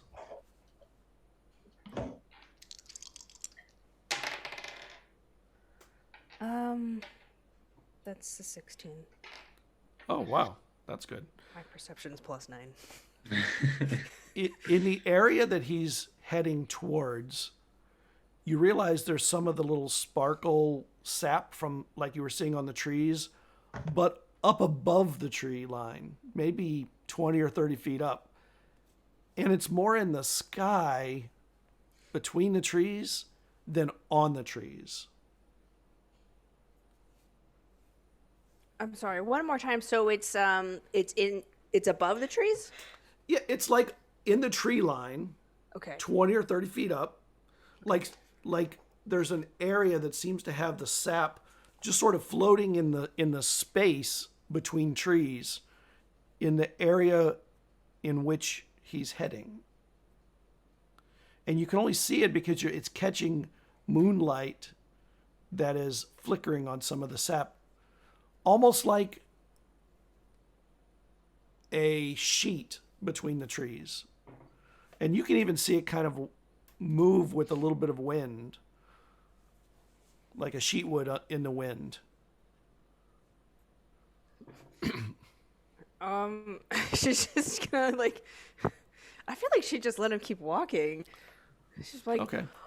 I want to say this is probably a horrible idea, but I'm letting you do it. And on the other side of the sheet floating, Hugs the axe at this point. you see a ghostly figure step out from the trees. And it waves. Like, it's not really so corporal that you can see a lot about it. It's more like just the ghostly form, and it waves at you. Haven't we seen something like this before? And you see that too. And it's somebody Right. waving at you. Have I snapped out of it yet? Oh no. He ignores it. He's just going towards the light. Cerridwen's going to wave back at it.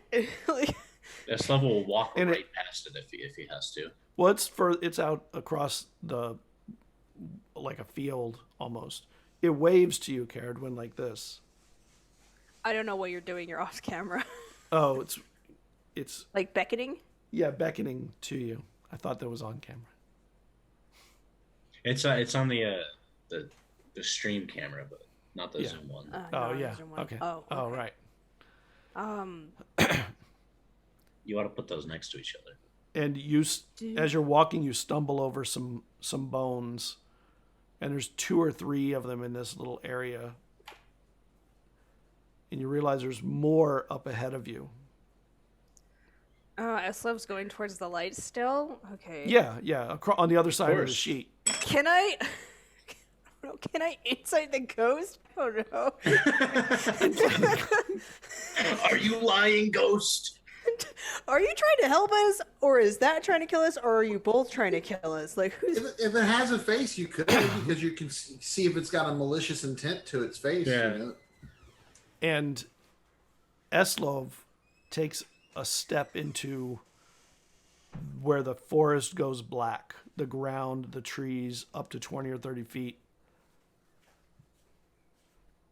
And there's like a little wind rolling through, and the sheet above whatever rolls. Cerridwen, make me a perception check.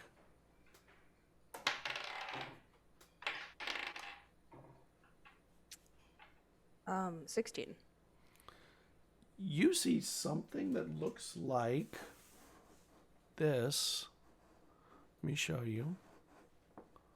Floating above the tree line.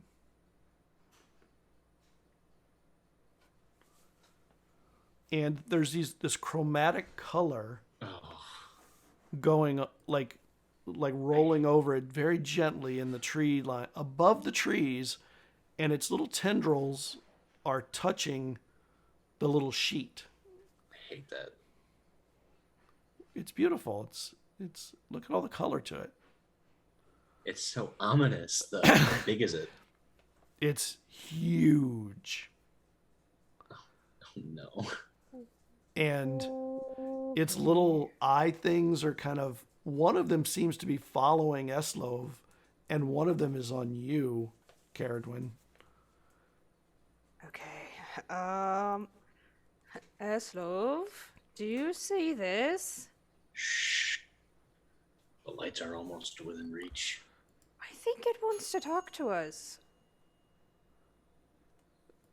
Have I been made aware of this at this point? Like, do I see it there? She says something, and all you hear is kind of a mumble of words. It's not now, Garrett. She's just gonna sigh and be like, oh, all right. Men. Eslov, make me a wisdom save. It's even worse than the first one. Okay. She's just gonna like grab Eslov by the shoulder, turn him around, say, "I'm sorry, Eslov," and then punch him in the face. I was waiting for it. And punch him in the face. Like, yes. This is all types of bad. This is exactly what you would want you to do if he was lucid, though. Yeah. And Cerridwen, as you go to do that, the little dots of stars look like they're starting to lower. Did I make contact with his face? You do. You do, totally. He's not even trying to resist it. Do I get knocked on my ass? How good of a punch is it? Oh, she's a Firbolg. Can you...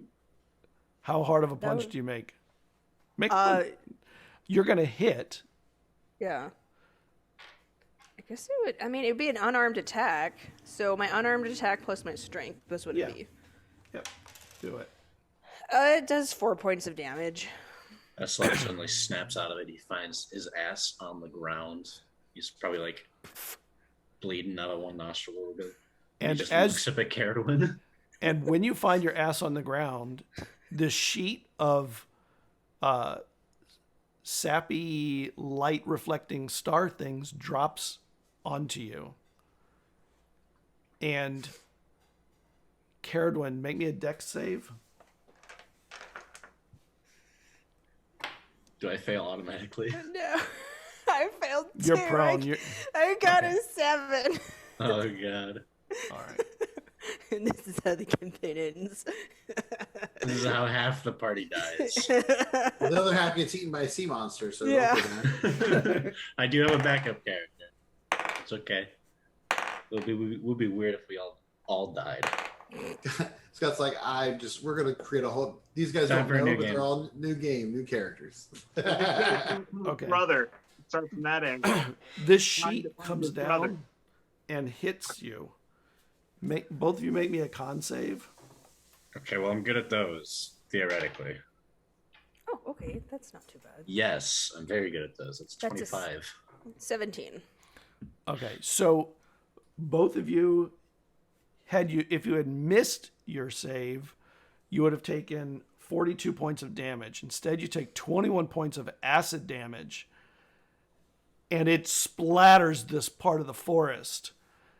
And this creature starts and you realize it's not holding on the trees, it's hovering among the trees. Starts moving closer to you. What are you guys doing? I'm running. I never thought I would hear Eslov do that.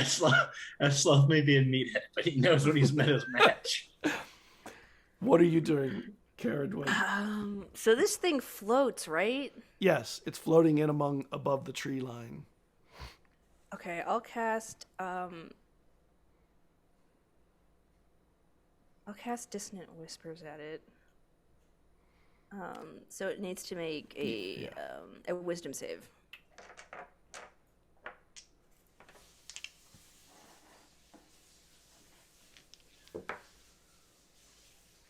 It makes it save. Okay, well, it's still gonna take damage. Yeah. It's gonna take half of the damage. It's gonna take psychic damage. Yeah. Okay, so it takes it's 10 points total, so half of that's 5. Okay. And then I'm going to run also. Okay. So Thank God I'm not leaving you there. yeah, you guys start running, and the thing is floating for a little while, chasing you, but only maybe a few hundred yards, and then it just stops and just floats, and then starts moving back. And you guys get to your camp, exhausted. Eslov just falls face down in the dirt. I'm gonna. He's burnt all over. Yeah, both of you are. I guess we know what that tar was. Yeah. Yeah, as a matter of fact, where it hit you, there's like black spots on your skin. Cast healing word on both of us, so get something back. We have to do something about this. You get 7 points back. I also get. I get 3 points back. While you're resting, let's hop back to our sinking ship. Okay. It's not sinking yet. Are you trying to tell us it's sinking? Oh no, we're in trouble. We can think all we want. So on the ship, you see that the captain is pulling out a couple, having rolled onto the deck from the sides into positions to fire 2 ballista. Sorry, not ballista, scorpions. So these are like siege weapon kind of weapons, but everyone's working super quiet and trying to not be noticed. And the captain comes over to you, Morcant, and says, "Can you just give us enough wind quietly to get us moving? We're stuck in this spot, and we don't want to be here for very long." Okay, I'll get in position, and as quietly as I can, I'll get everything going for gust of wind, and I'll just push the sails.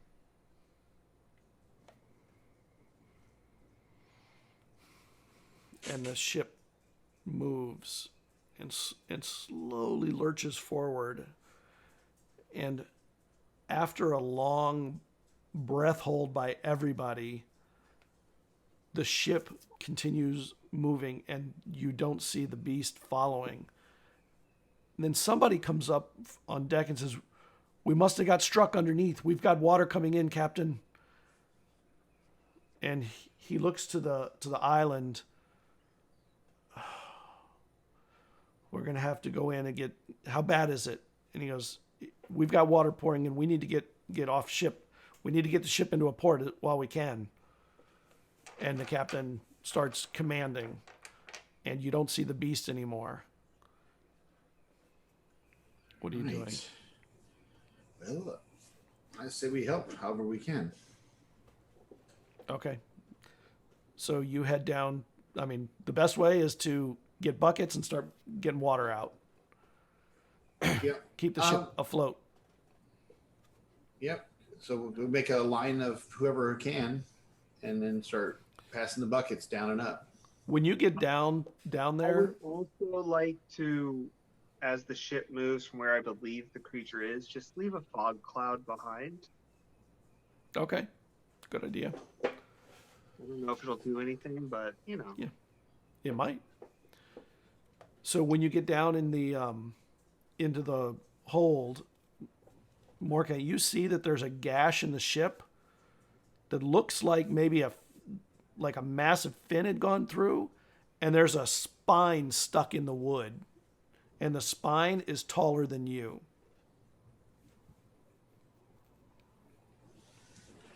Well, that's interesting. Hopefully we'll be able to get to shore quick enough. And through the night, you're emptying buckets, and the ship is getting lower but still sailing. And Morcant, you're brought back and forth between bucket work and spells as long as they can use it. I used all my level 2 spells. Okay. So eventually you get, let me bring up the map again, show you where you come in.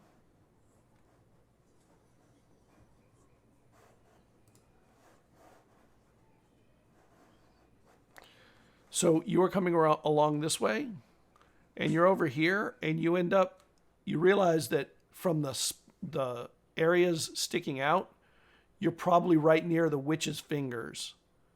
And there are a few docks here, but there's no cities. There's people, but nothing major. And the captain says, I don't think we're going to make it all the way to Phelan.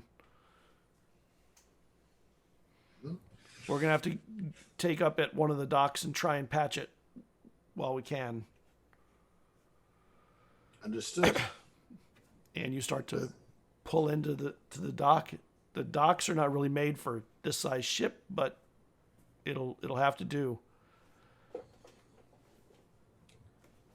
Well, your dream was interesting. Yes, at least this ship was able to make it. Could you do me a favor and not dream any more things into reality? That would be very helpful when traveling with you. I mean, we could try to make me have better dreams, perhaps. We got to find the right tea for you, since you like teas. Perhaps. Maybe it was staying out with you guys instead of returning to the soul. Perhaps that was the problem. I don't know. Yes. And Captain Lancel comes to you, Vesryn, and he asks you, would it be possible for you to, maybe the two of you, to head over to Phelan and tell them we need supplies here to repair the ship, that we're stuck at the docks in the Witch's Fingers? Yes, of course. I'm sure Rosalie will probably go with us as well, because I do need to do training on when I have time. Yes, that'd be fine. We could do that for you, yes. We just have to keep emptying the buckets until you get here. We're going to probably pull the ship as close to the beach as we can and let it rest. It's not a long journey from here, though. I would summon Soul as well. And I Phoenix, your little baby Phoenix, rises out onto your shoulder. And I'm going to write a message basically detailing where these guys are at and that they need supplies. And I'm going to ask her to take it there and just maybe try to get it there a little bit faster as we're trying to get there. Okay. And then I know she's going to travel for like a day or so to probably get there. And you send you send your bird out, and you immediately, the three of you immediately head out.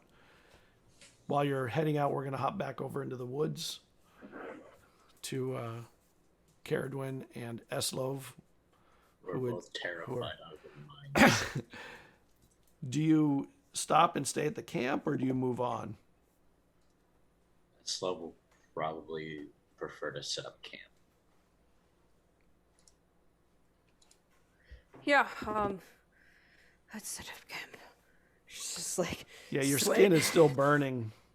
You kind of have to peel the sap away, and it's like fire on your skin, but in liquid form. And you kind of have to use stuff to scrape it away, and it burns. Nobody's sleeping. I'll just leave it at that. You might rest, but there will be no sleep. I have to get this sap off of us. But I don't have.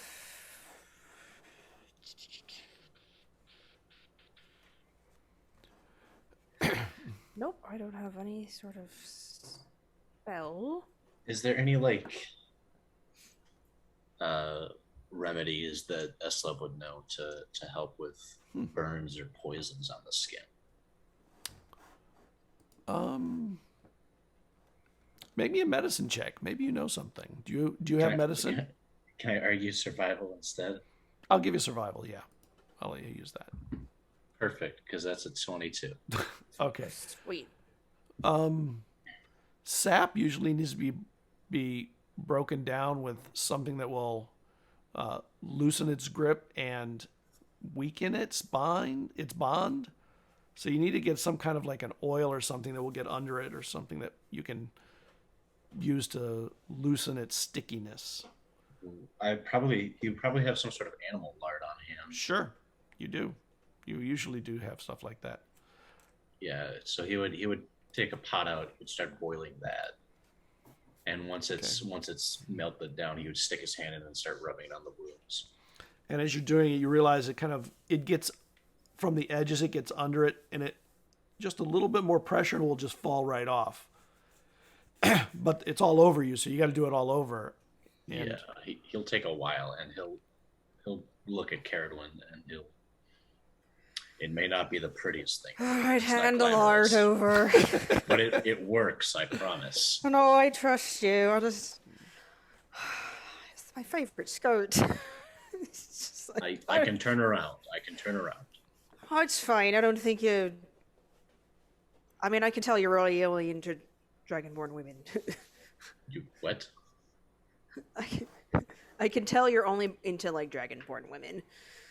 No, he heard you. He's just confused and a little flustered. This is just well, I mean, I'm not shy. I've done a bunch of orgies. Never mind. I mean, me too, but never mind. Payback. All right, well, we'll turn around. Just,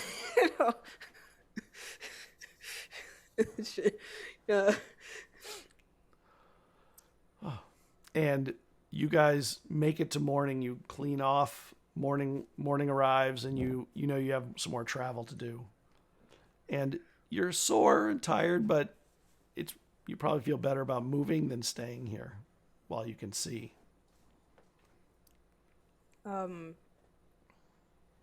Sorry, is it morning? It's morning, yes.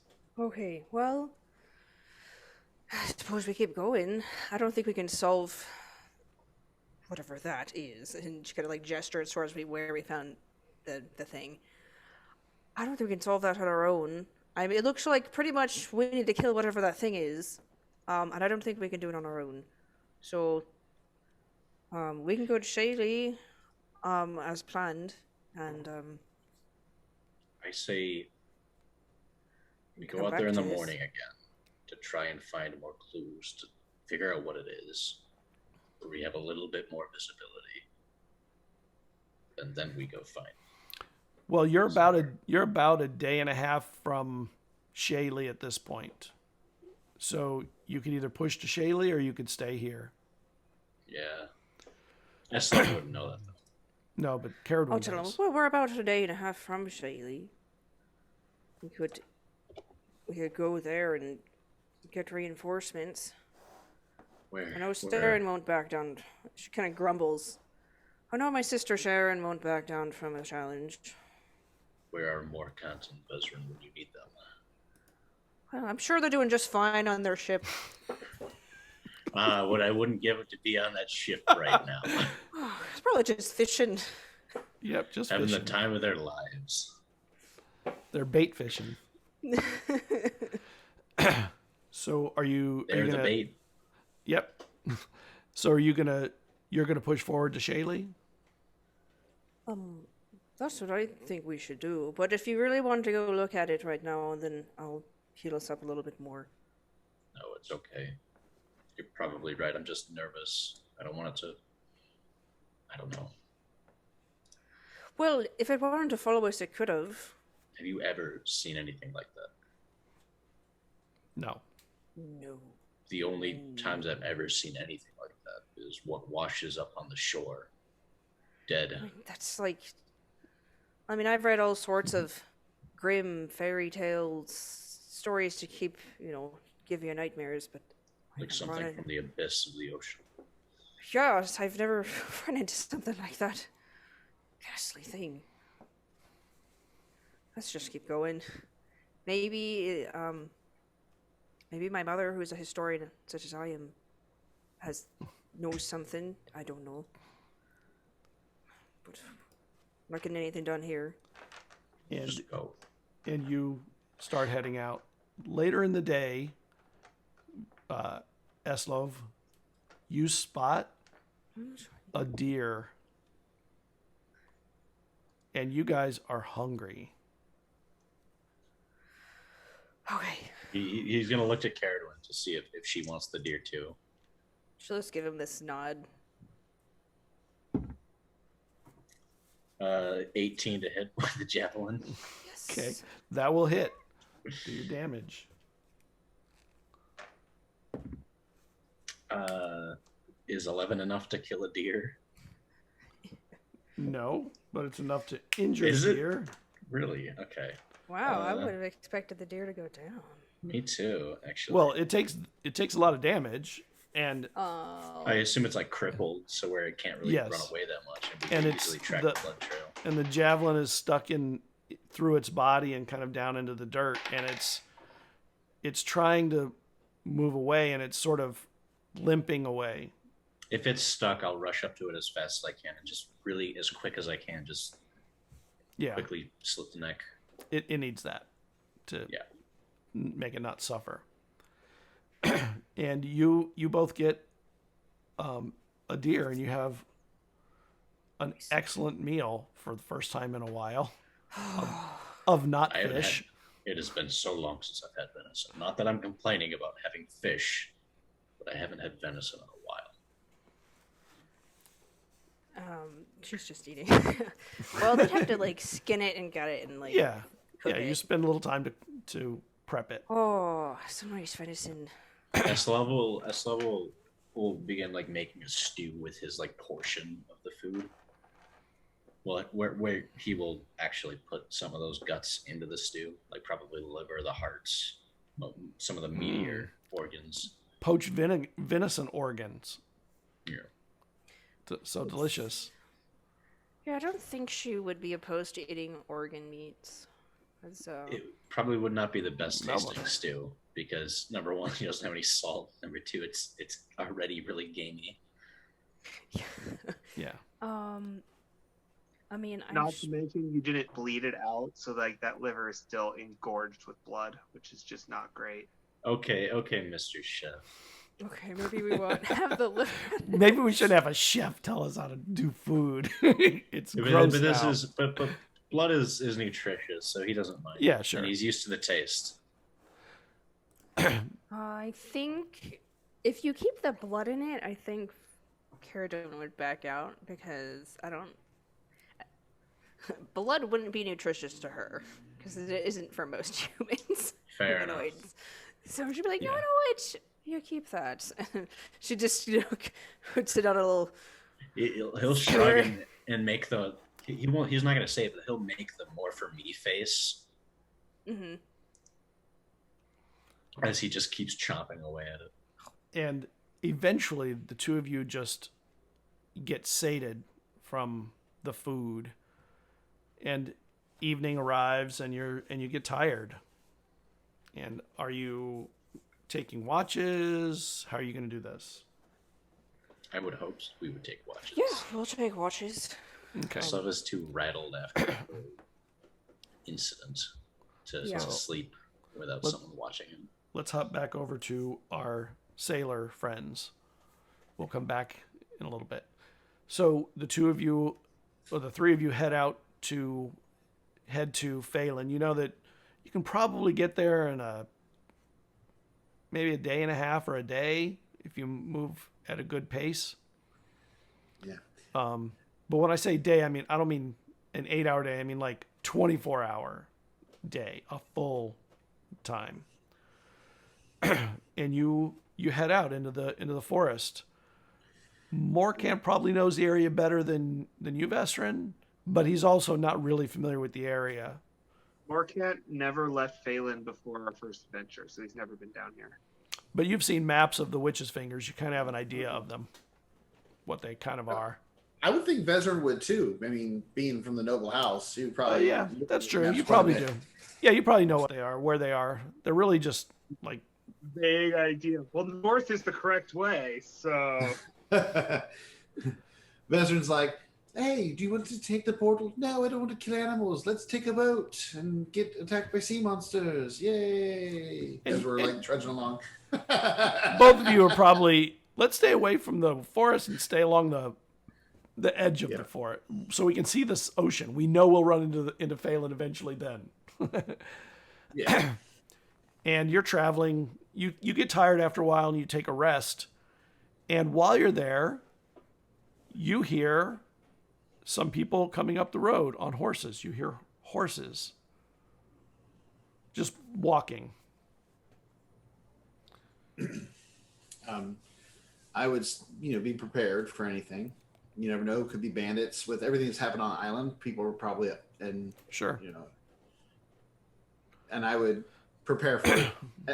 As always, mage armor.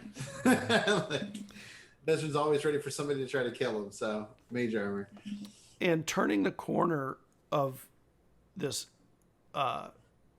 field that you're resting in, coming out from the trees, you see several horses with people on them, and one huge, like a moose with someone riding it. And the person riding it looks vaguely elvish, but maybe not elvish.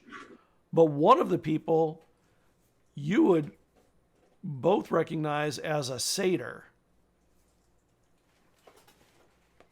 Thank you, TPK Lab. We'll see you next game. Good night.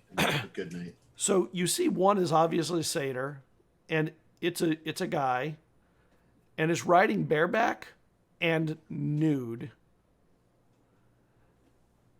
The vaguely elvish one, very tall, riding the moose, is behind the others. The others are kind of leading it on, and then there's a couple with horses that almost surely are elves of some kind, but they don't look like Elixian elves.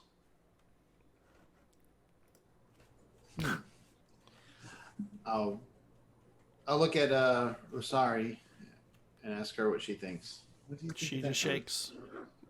I don't know who they are, or I've never seen anyone ride a moose. Let's be prepared for anything. And I'll step up and I'll be like, hello, well met, travelers.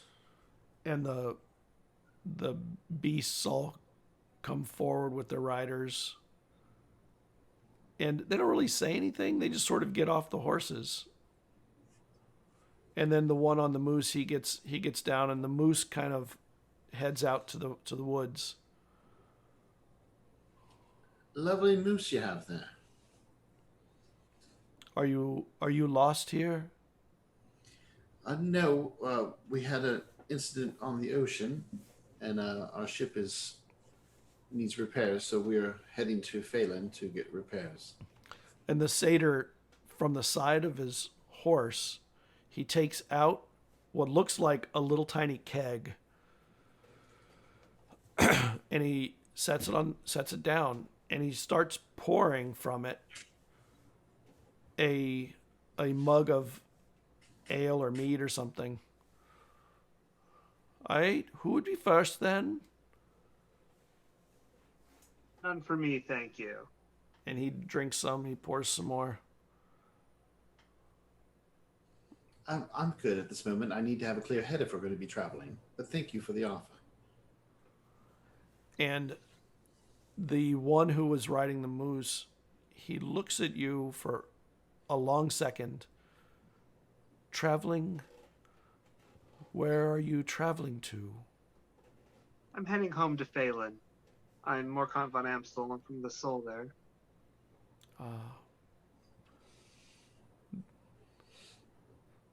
The city, the atrocity along the shoreline. Yes, are you gentlemen from there then? No, I believe they're from the wilds here. Oh.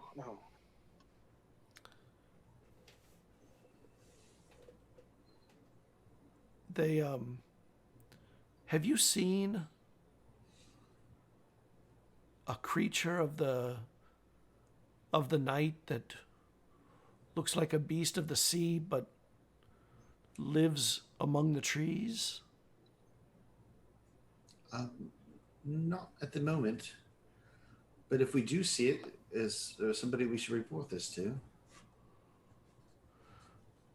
We're hunting this beast. It needs to be dealt with. Is it particularly dangerous? Oh, it's already killed so many.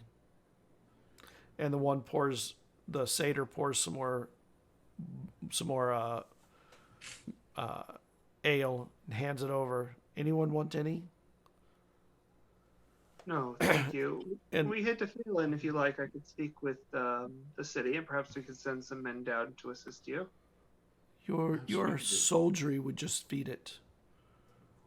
Ah, It brings If you death change to it- most. understood. If you change your mind, do come up, and I'm sure we can help you and assist. Perhaps we could assist once we're done with our business in Phelan. You need to protect those on the island.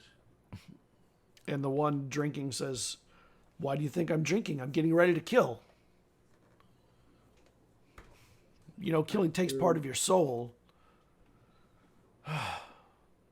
To where I have no idea. I have as much soul left as about the size of a coin, I suppose. Ha! And the one that is standing back there says, "You shouldn't discuss matters of the soul. These are not people you even know. Souls are too important to take so lightly. And yours is intact, I assure you." Blessings of Acor to you all. Blessings of Acor. You are a cleric of Yes, Of I'm this- from the Soul, Phelan. this being, this Acor, that you have something called Anapania, I believe. Yes. That's the human you serve, who serves this other being, No. But an elf. and I don't serve him. He guides the church, and I serve Acor. You have no direct relationship with your god, then. I have a direct relationship through prayer and worship. I actually believe I've seen Morcant call upon his god to rain down fish on the island recently. So I think he has a pretty good connection. So you're responsible for the fish that came from the sky. I'm not sure whether or not that's true, but perhaps. That's very interesting. Would you like to sit and share a meal, I would love to hear the story of the calling of the fish. We do need to get to Phelan to get people to help us repair our ship. Perhaps another time. I No, I think we were camping right now. We were setting up as a camp, weren't we? Oh, Yep. okay. Never mind then. We've just began our fire. If you'd care to sit around with us. And the one standing looks at the others and says, "There will be no hunt tonight. The beast is not near. Perhaps tomorrow. What sign should we look for the beast? You'll see forests that are blackened by what look like they've been burned, but it is not a fire. What it is, I don't know yet." Well, I hope our friends, Dwayne and Eslov, haven't encountered this. That'd be very terrifying, I'm sure. I'm sure if Eslov and Gwen saw this creature, I'm sure it wouldn't be alive for very long, let's be honest. The two of them, so brave, it would be no problem for them to take care of it. You know, I don't think I could ever imagine Eslov running away from any fight whatsoever, no matter how hurt he was. He's such a... Work of it so easily. All you have to do is throw sheets of acid at him. That at half damage do 20 plus. He found his kryptonite. And he says, "May we meal with you?" And Of course. he reaches back to one of the others, and that person puts his hand to the ground and rises up a basket. Like out of the ground, a basket rises, and he opens it, and there's food stuffs of different types. Fruits, plants, vegetables, no meat or anything. So how did you manage to call fish upon the land, the island? I merely prayed to Akkor to give me guidance and a helping hand in taking down the devil that had cursed the cities within the island. In an attempt to raise... Talvamies, you took down Talvamies. Yes, we did. Not my hand, but I did assist in preventing her from continuing to live. That will benefit the island for years to come, of course. Well done, Cleric of Akkor.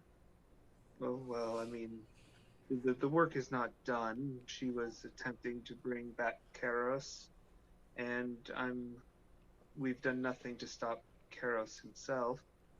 But I'm sure Akkor is doing his work to prevent any forward movement from his end. You have heard the name of Karos? Yes, Talbamis worked for Karos. We dealt with her, and we learned quite a bit about Karos and his plans.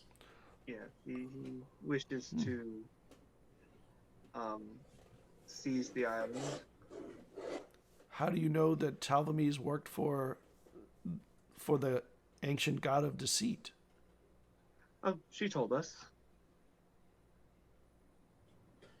Well, But the god of deceit is no longer and has been... Well, let's be honest, Karos isn't really a god. He's just a deceitful little demon who plays god.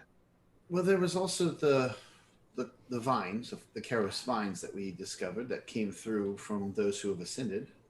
And the one that returned brought the Karos vine, and then the symbol that's been etched all over parts of some of the cities.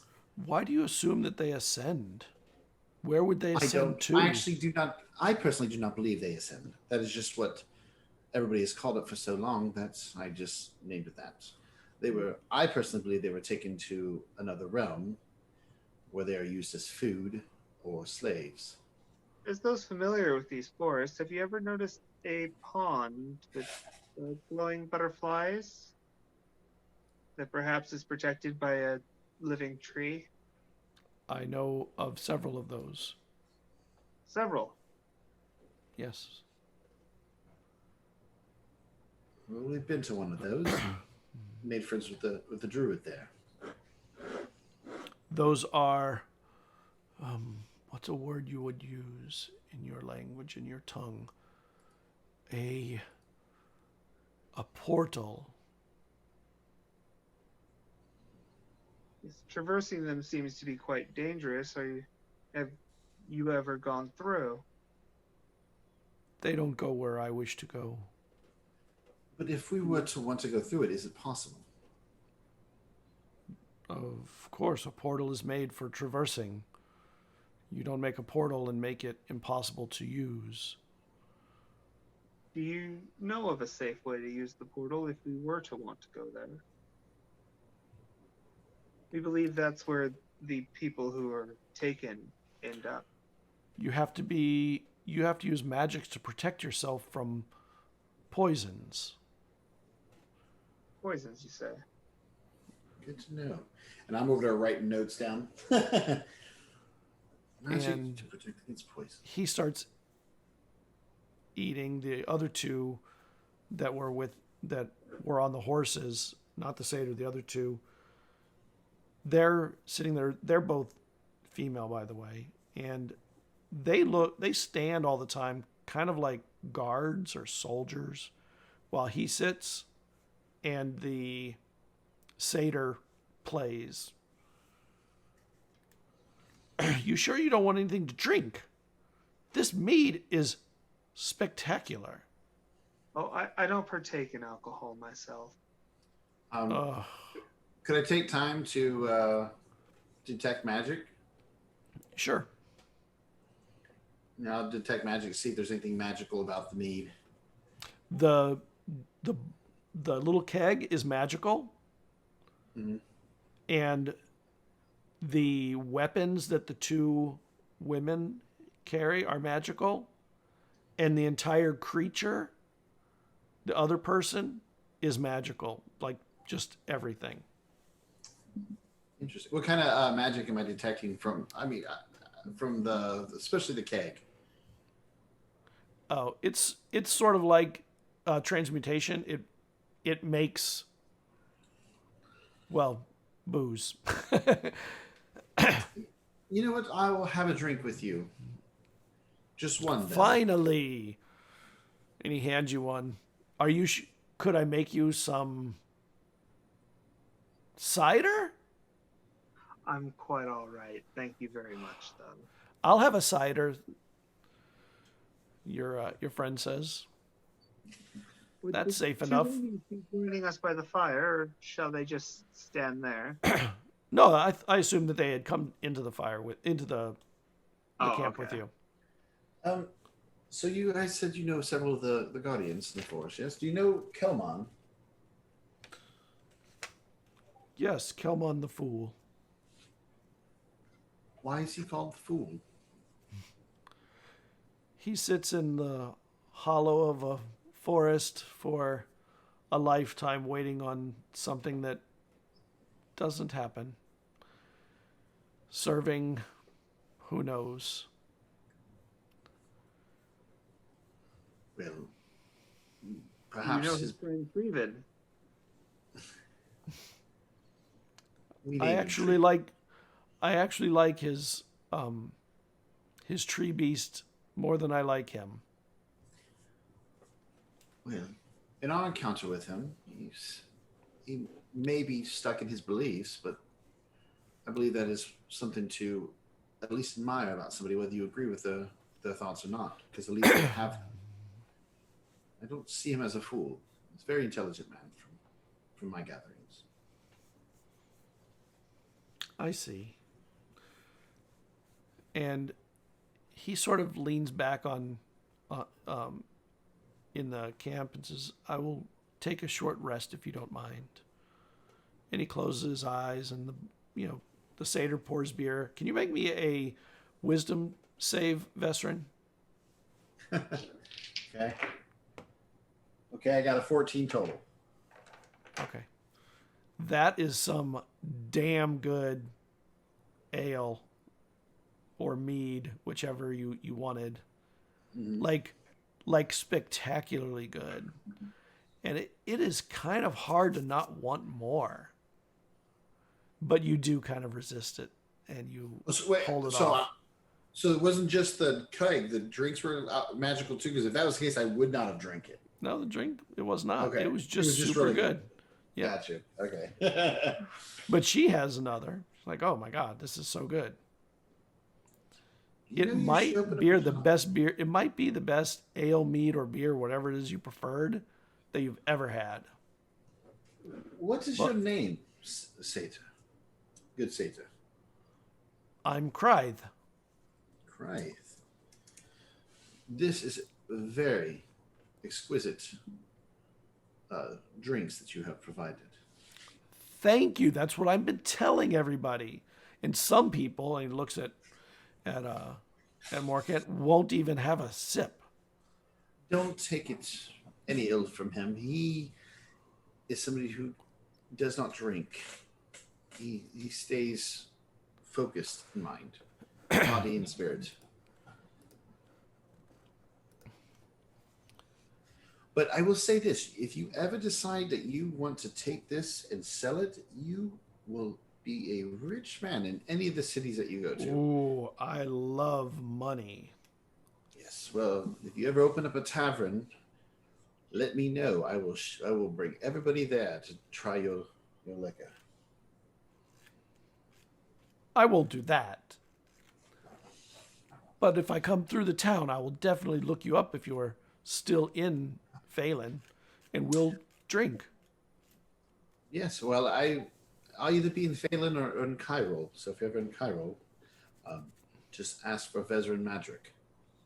And he stands up, and I mean, he's obviously naked. And he goes, well, I hear something. I'm going to head out into the forest for a little while. And he dashes off. And the other two women, they just stand there on the side of the other person. I'll offer them some jerky if they want it. They don't accept anything. Have they made if they said anything, or have they just been completely silent standing there? They haven't said anything. I'll speak to them in Elven. Because you said they were elves, yes? I said they look elvish in some way, but not like the elves you've seen. Well, I'll speak in Sylvan. Sylvan to them. Are you okay? Would you like to, join us for conversation? And the one laying down sits up again. They do not speak. Oh, sorry to disturb your sleep, by the way. Is that by choice? Yes?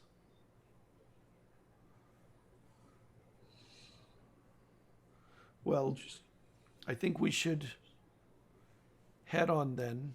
It was quite interesting meeting you both, the three of you, Vesryn and Morcant and Rosalia.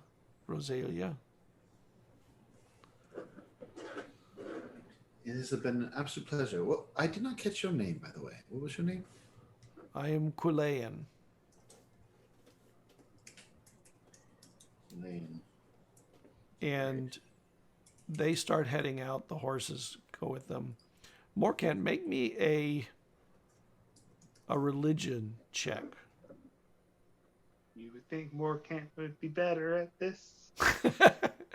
Well, as a cleric, you should be better than anyone else here. One rolled thing, well. I rolled well. It's 19. You have heard that name somewhere in your religion books or something. You don't know exactly where, but that's not a name that it's a name you've heard. People don't use biblical names on the island typically. Like that's not a thing like it is with No. Catholic culture and that. No. The world we exist in. No, not old names. Like that's an old name. That'd be like calling someone nowadays Robichard. so I mean, it's possible, but it would be really unusual.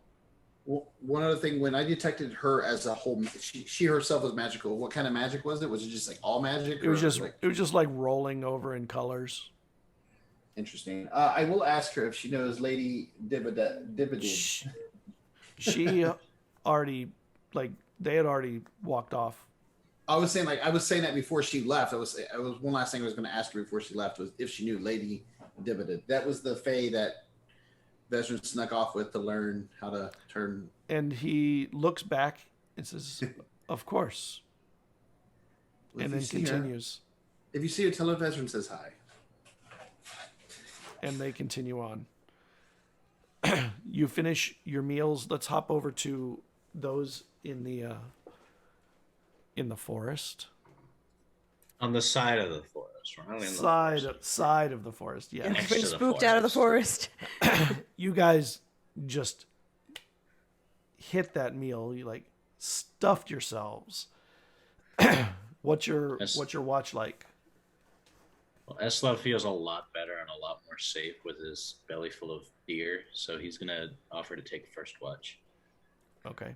You don't have to tell me twice. So while Eslov, while you're on watch, But he is clutching his axe this time. okay, you do feel like gusts of coldness, like you can feel winter coming your way again. That is kind of refreshing and feels a little bit like home. Like it's nice to feel the cold coming, but nothing happens during your watch. Thank God. You get up, you get Cerridwen up. Alrighty. Yeah, he just kind of taps her foot with his foot until she wakes up, and then as soon as she's awake, he's out. Okay. Like she doesn't get a chance to say anything to him. Okay. Okay. Just gets up, rubs her eyes, watches. And you're on your watch. You get to see the sun slowly come up and stuff. Eslov, when you start to wake up, you can feel the cold in the air has really gotten a lot colder than you thought it was. And you feel yourself, you actually think you're being dragged somewhere.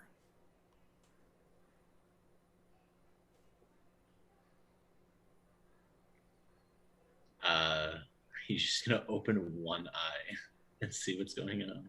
And it must have snowed overnight because the ground is covered in snow. And there's a human woman dragging you by your feet. And there's just snow ripping, like being blown around. And the sky between those swirls and stuff, the stars look a little off to your sensibilities of star reading. Question. Sure. Do I recognize this woman? You do. It looks like the shaman that you had met back in the wastes. Okay, so he knows this is a dream now. I think. Does he know that? Probably. I don't know. Probably not. Feels pretty real. He's just gonna ask, "Are you real?" And she doesn't really answer. That's right. I don't think she could ever understand me in the first place. And as she's dragging you, you see there's this stone that kind of rises up out of the snow, maybe 5 or 6 feet high. And I go on. I can walk if you'd like. Up. You're awake. I'm so exhausted. Well, you didn't have to. You could have just woken me up. You didn't have to drag me so far. I'll go see if there are any more. And she heads into the snowstorm and very quickly disappears into the wind and the snow ripping through. What were you saying about that stone? There's a stone there, and there's some lumps around the stone, and you think you see a hand kind of out of some of the snow. Maybe there's people buried in the snow there. Does a hand look like a dragonborn hand, or does it look like a human hand? Not a dragonborn. Hmm. It's too big to be a human, though. And I'm guessing the. Okay, actually, that worries me. What kind of hand is it? it looks like a really big hand of a human, an elf, something like that, but much bigger. I just want to like push away the snow of where I think Okay. the face might be. And you see Cerridwen I is fucking knew it. her eyes are closed and she's turning bluish, and there are other lumps next to her up against the stone, 2 of them. Yeah, he as soon as he sees Caravan, he recoils back. He just falls down, starts crawling backwards, and he probably starts screaming. When you fall back, you see the trees that make up the horizon are familiar for the first time in a long time. Pine, cedar, trees that drop cones. And back behind them, you see the gods' lights rolling over the horizon.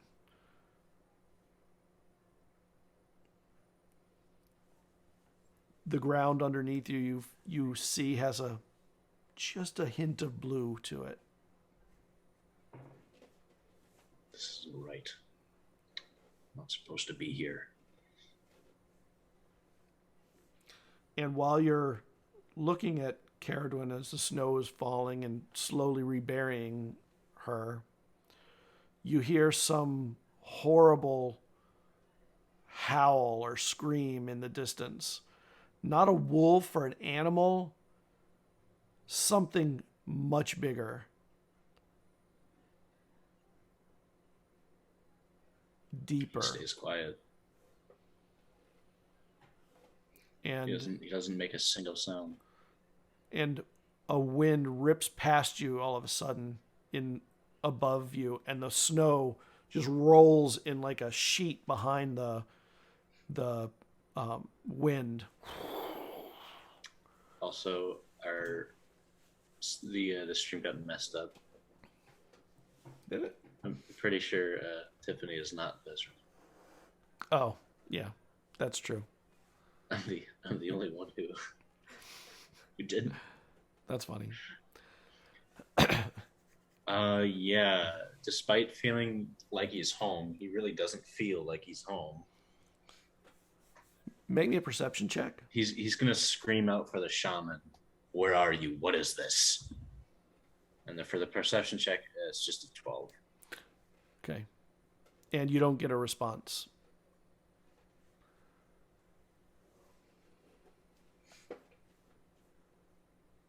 What's on the stone? Interesting, when you look, you recognize symbols on the stone. Some of them look like the symbols you've seen on Elixia on stones. Like on the stones that move people.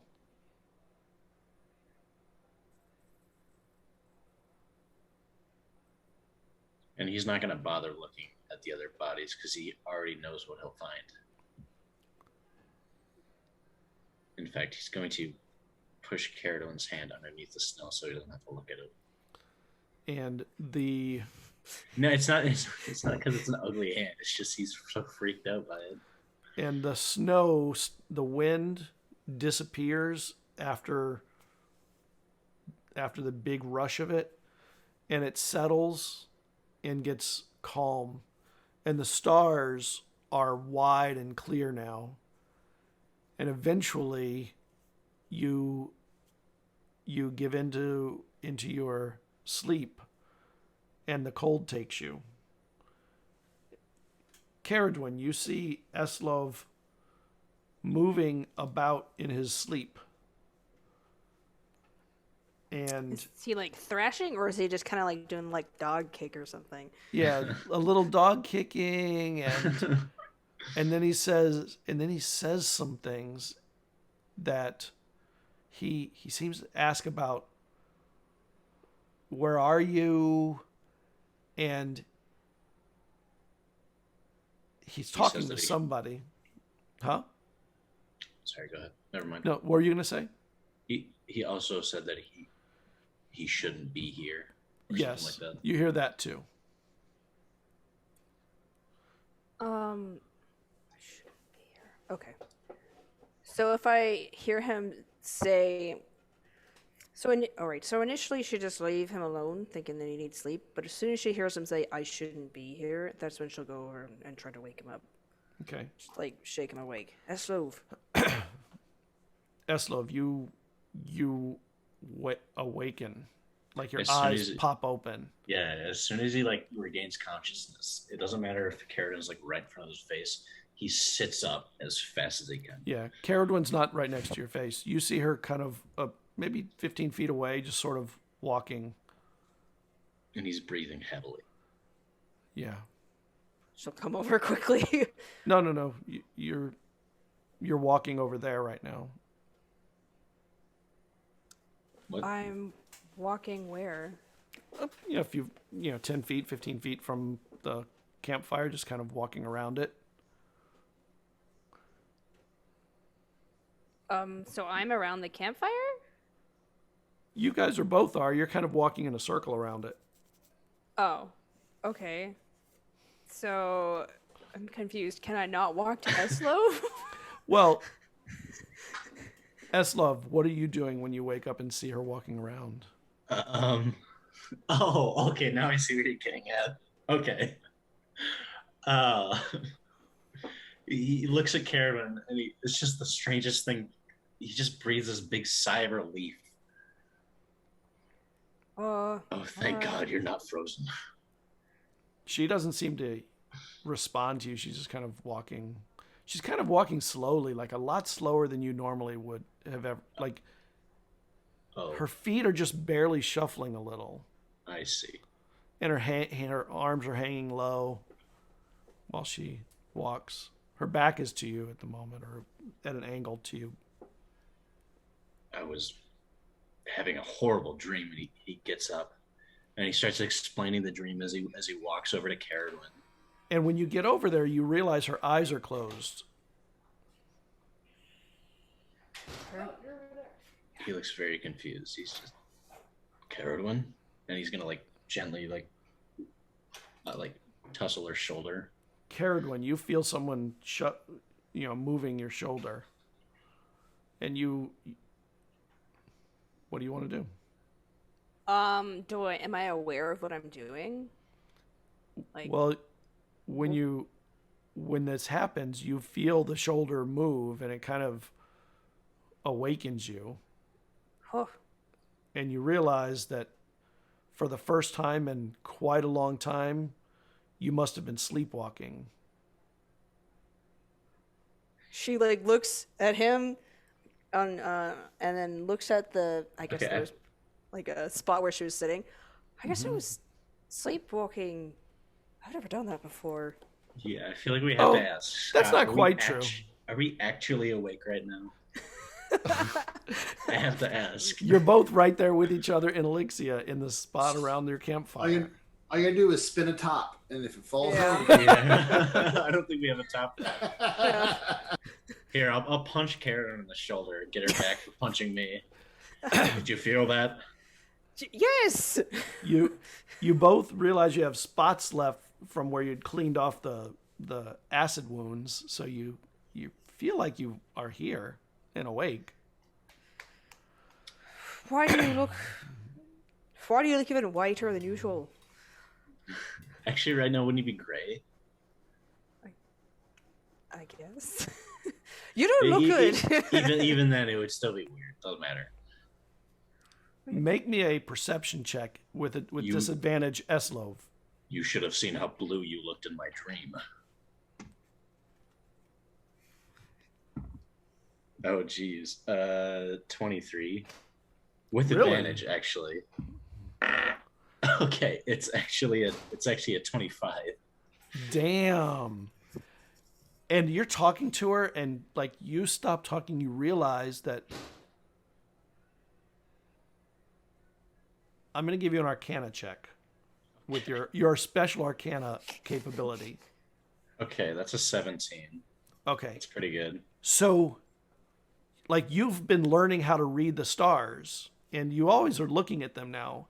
And even though the sun is starting to come up, there's still enough star up there that you realize the stars that you saw in your dream have not happened yet. looks up and he's confused. It's weird.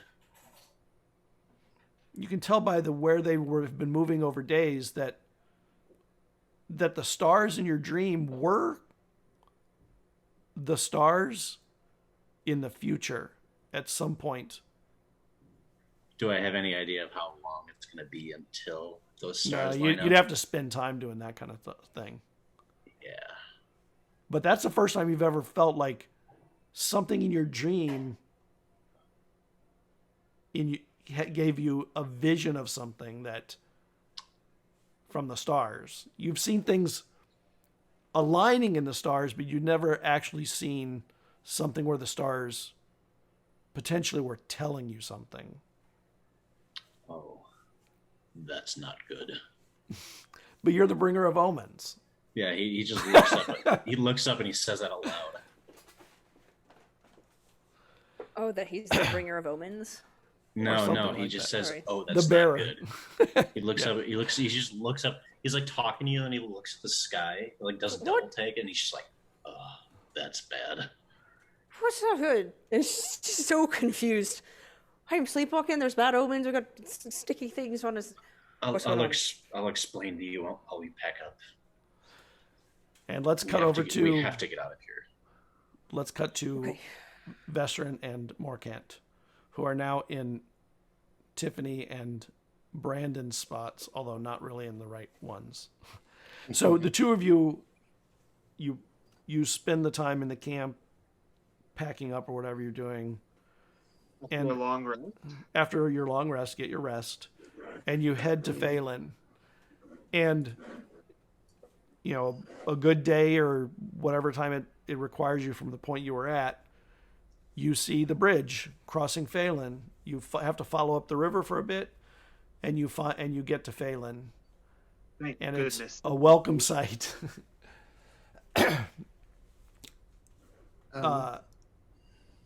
It's so weird. I was going to say Cerridwen because to you, but you're in Cerridwen's spot.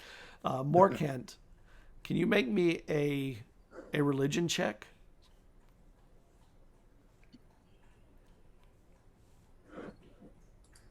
I can, and it would be an 11. Okay. Nope. So you get to the bridge, and there are guards at the crossing.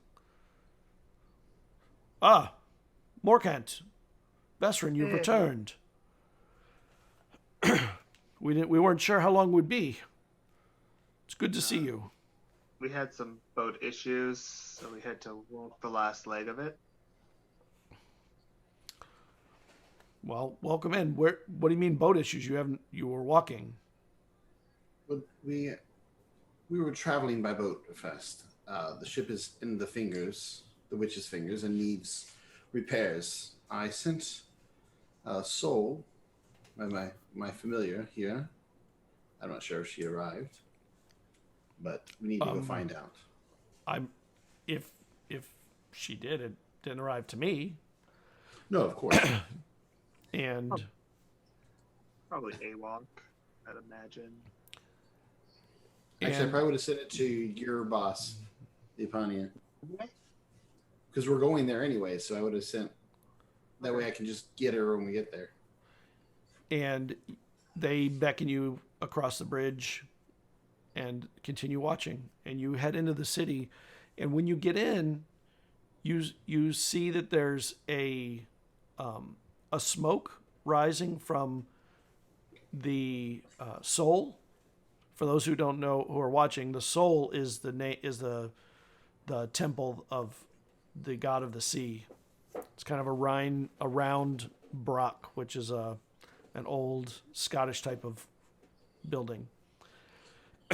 And you know that when that's happening, that it's a mourning, like of a death of someone important to the soul. Would we both probably know that, yeah? Yeah, probably. I mean, you would recognize it right away when you see it. That can't be good. I hope it isn't Diver. He was my best friend in there. Old man, though. We should hurry go see, and also that way you can attend to anything you need to. Yes. And you get to the soul, and you see the Apania out front, consoling people that are in line, and he sees you, and he pushes the people aside. I'll be right back. And he comes over and he gives you a big hug. Hello, Juanita. How are you? And he puts his hands on your shoulders. I'm so sorry. Awak has passed. Oh, that's too bad. How We'll did he have- die? Age finally took him. He's really old for a Kenku. He was very old for a Kenku. But what matters beyond that is, Morcant, he left you something that we'll speak of tomorrow. Today, I have to console those who need it. I can't tell you how happy we are. Vesryn, we got the message from your bird, and they're preparing tar to take to the fingers to help patch the ship. Thank you for sending that. That was a good way of getting to me quickly and getting the information we needed. And this is where we'll break. This Thank is a you. scary one, Scott. Oh, awesome. I Spooky love woods. that. I'm sad. I just want one simple fact to be known. Morcant doesn't sleep with any of his items, so that shatter could have been horrifically bad. So horrifically bad. It could have been amazing. Yeah, it was Armor? amazing as well. He But don't luckily- have armor anymore. Luckily, you were teamed up with the one person who can counter it. Yeah. By All the equipment chance. destroyed. Potentially. It was a good one, Scott. And thank Thank you everyone you. for watching. Thank you for the raid, waffles and maple syrup, and We had a I lot assume- of viewers tonight. they must have been Yeah. those Yeah, in thank you, everyone. those in chat. Were you guys were they streaming their Pathfinder game or their Starfinder? I know they're running Starfinder too. Finder. Yeah. They I also want to say thanks to TPK Labs for stopping by. Oh yeah. yeah That's it was cool, though. it was great. It was a lot of fun tonight. We will see you next week. Maybe they won't have any dreams next week. Maybe everything will just be real. Everything will be. Oh, okay. Please no. Maybe this is all a dream. We haven't even left the castle yet. Whole second season. Like none of us are even born at this point. Just No. You're all imaginings. Oh, Take man, everybody. We're It was all nice- part of We'll see you Morcant's next week. mind. Right. So yeah. Bye, everybody. Have a great Bye. Thanks week. for watching. Thank you.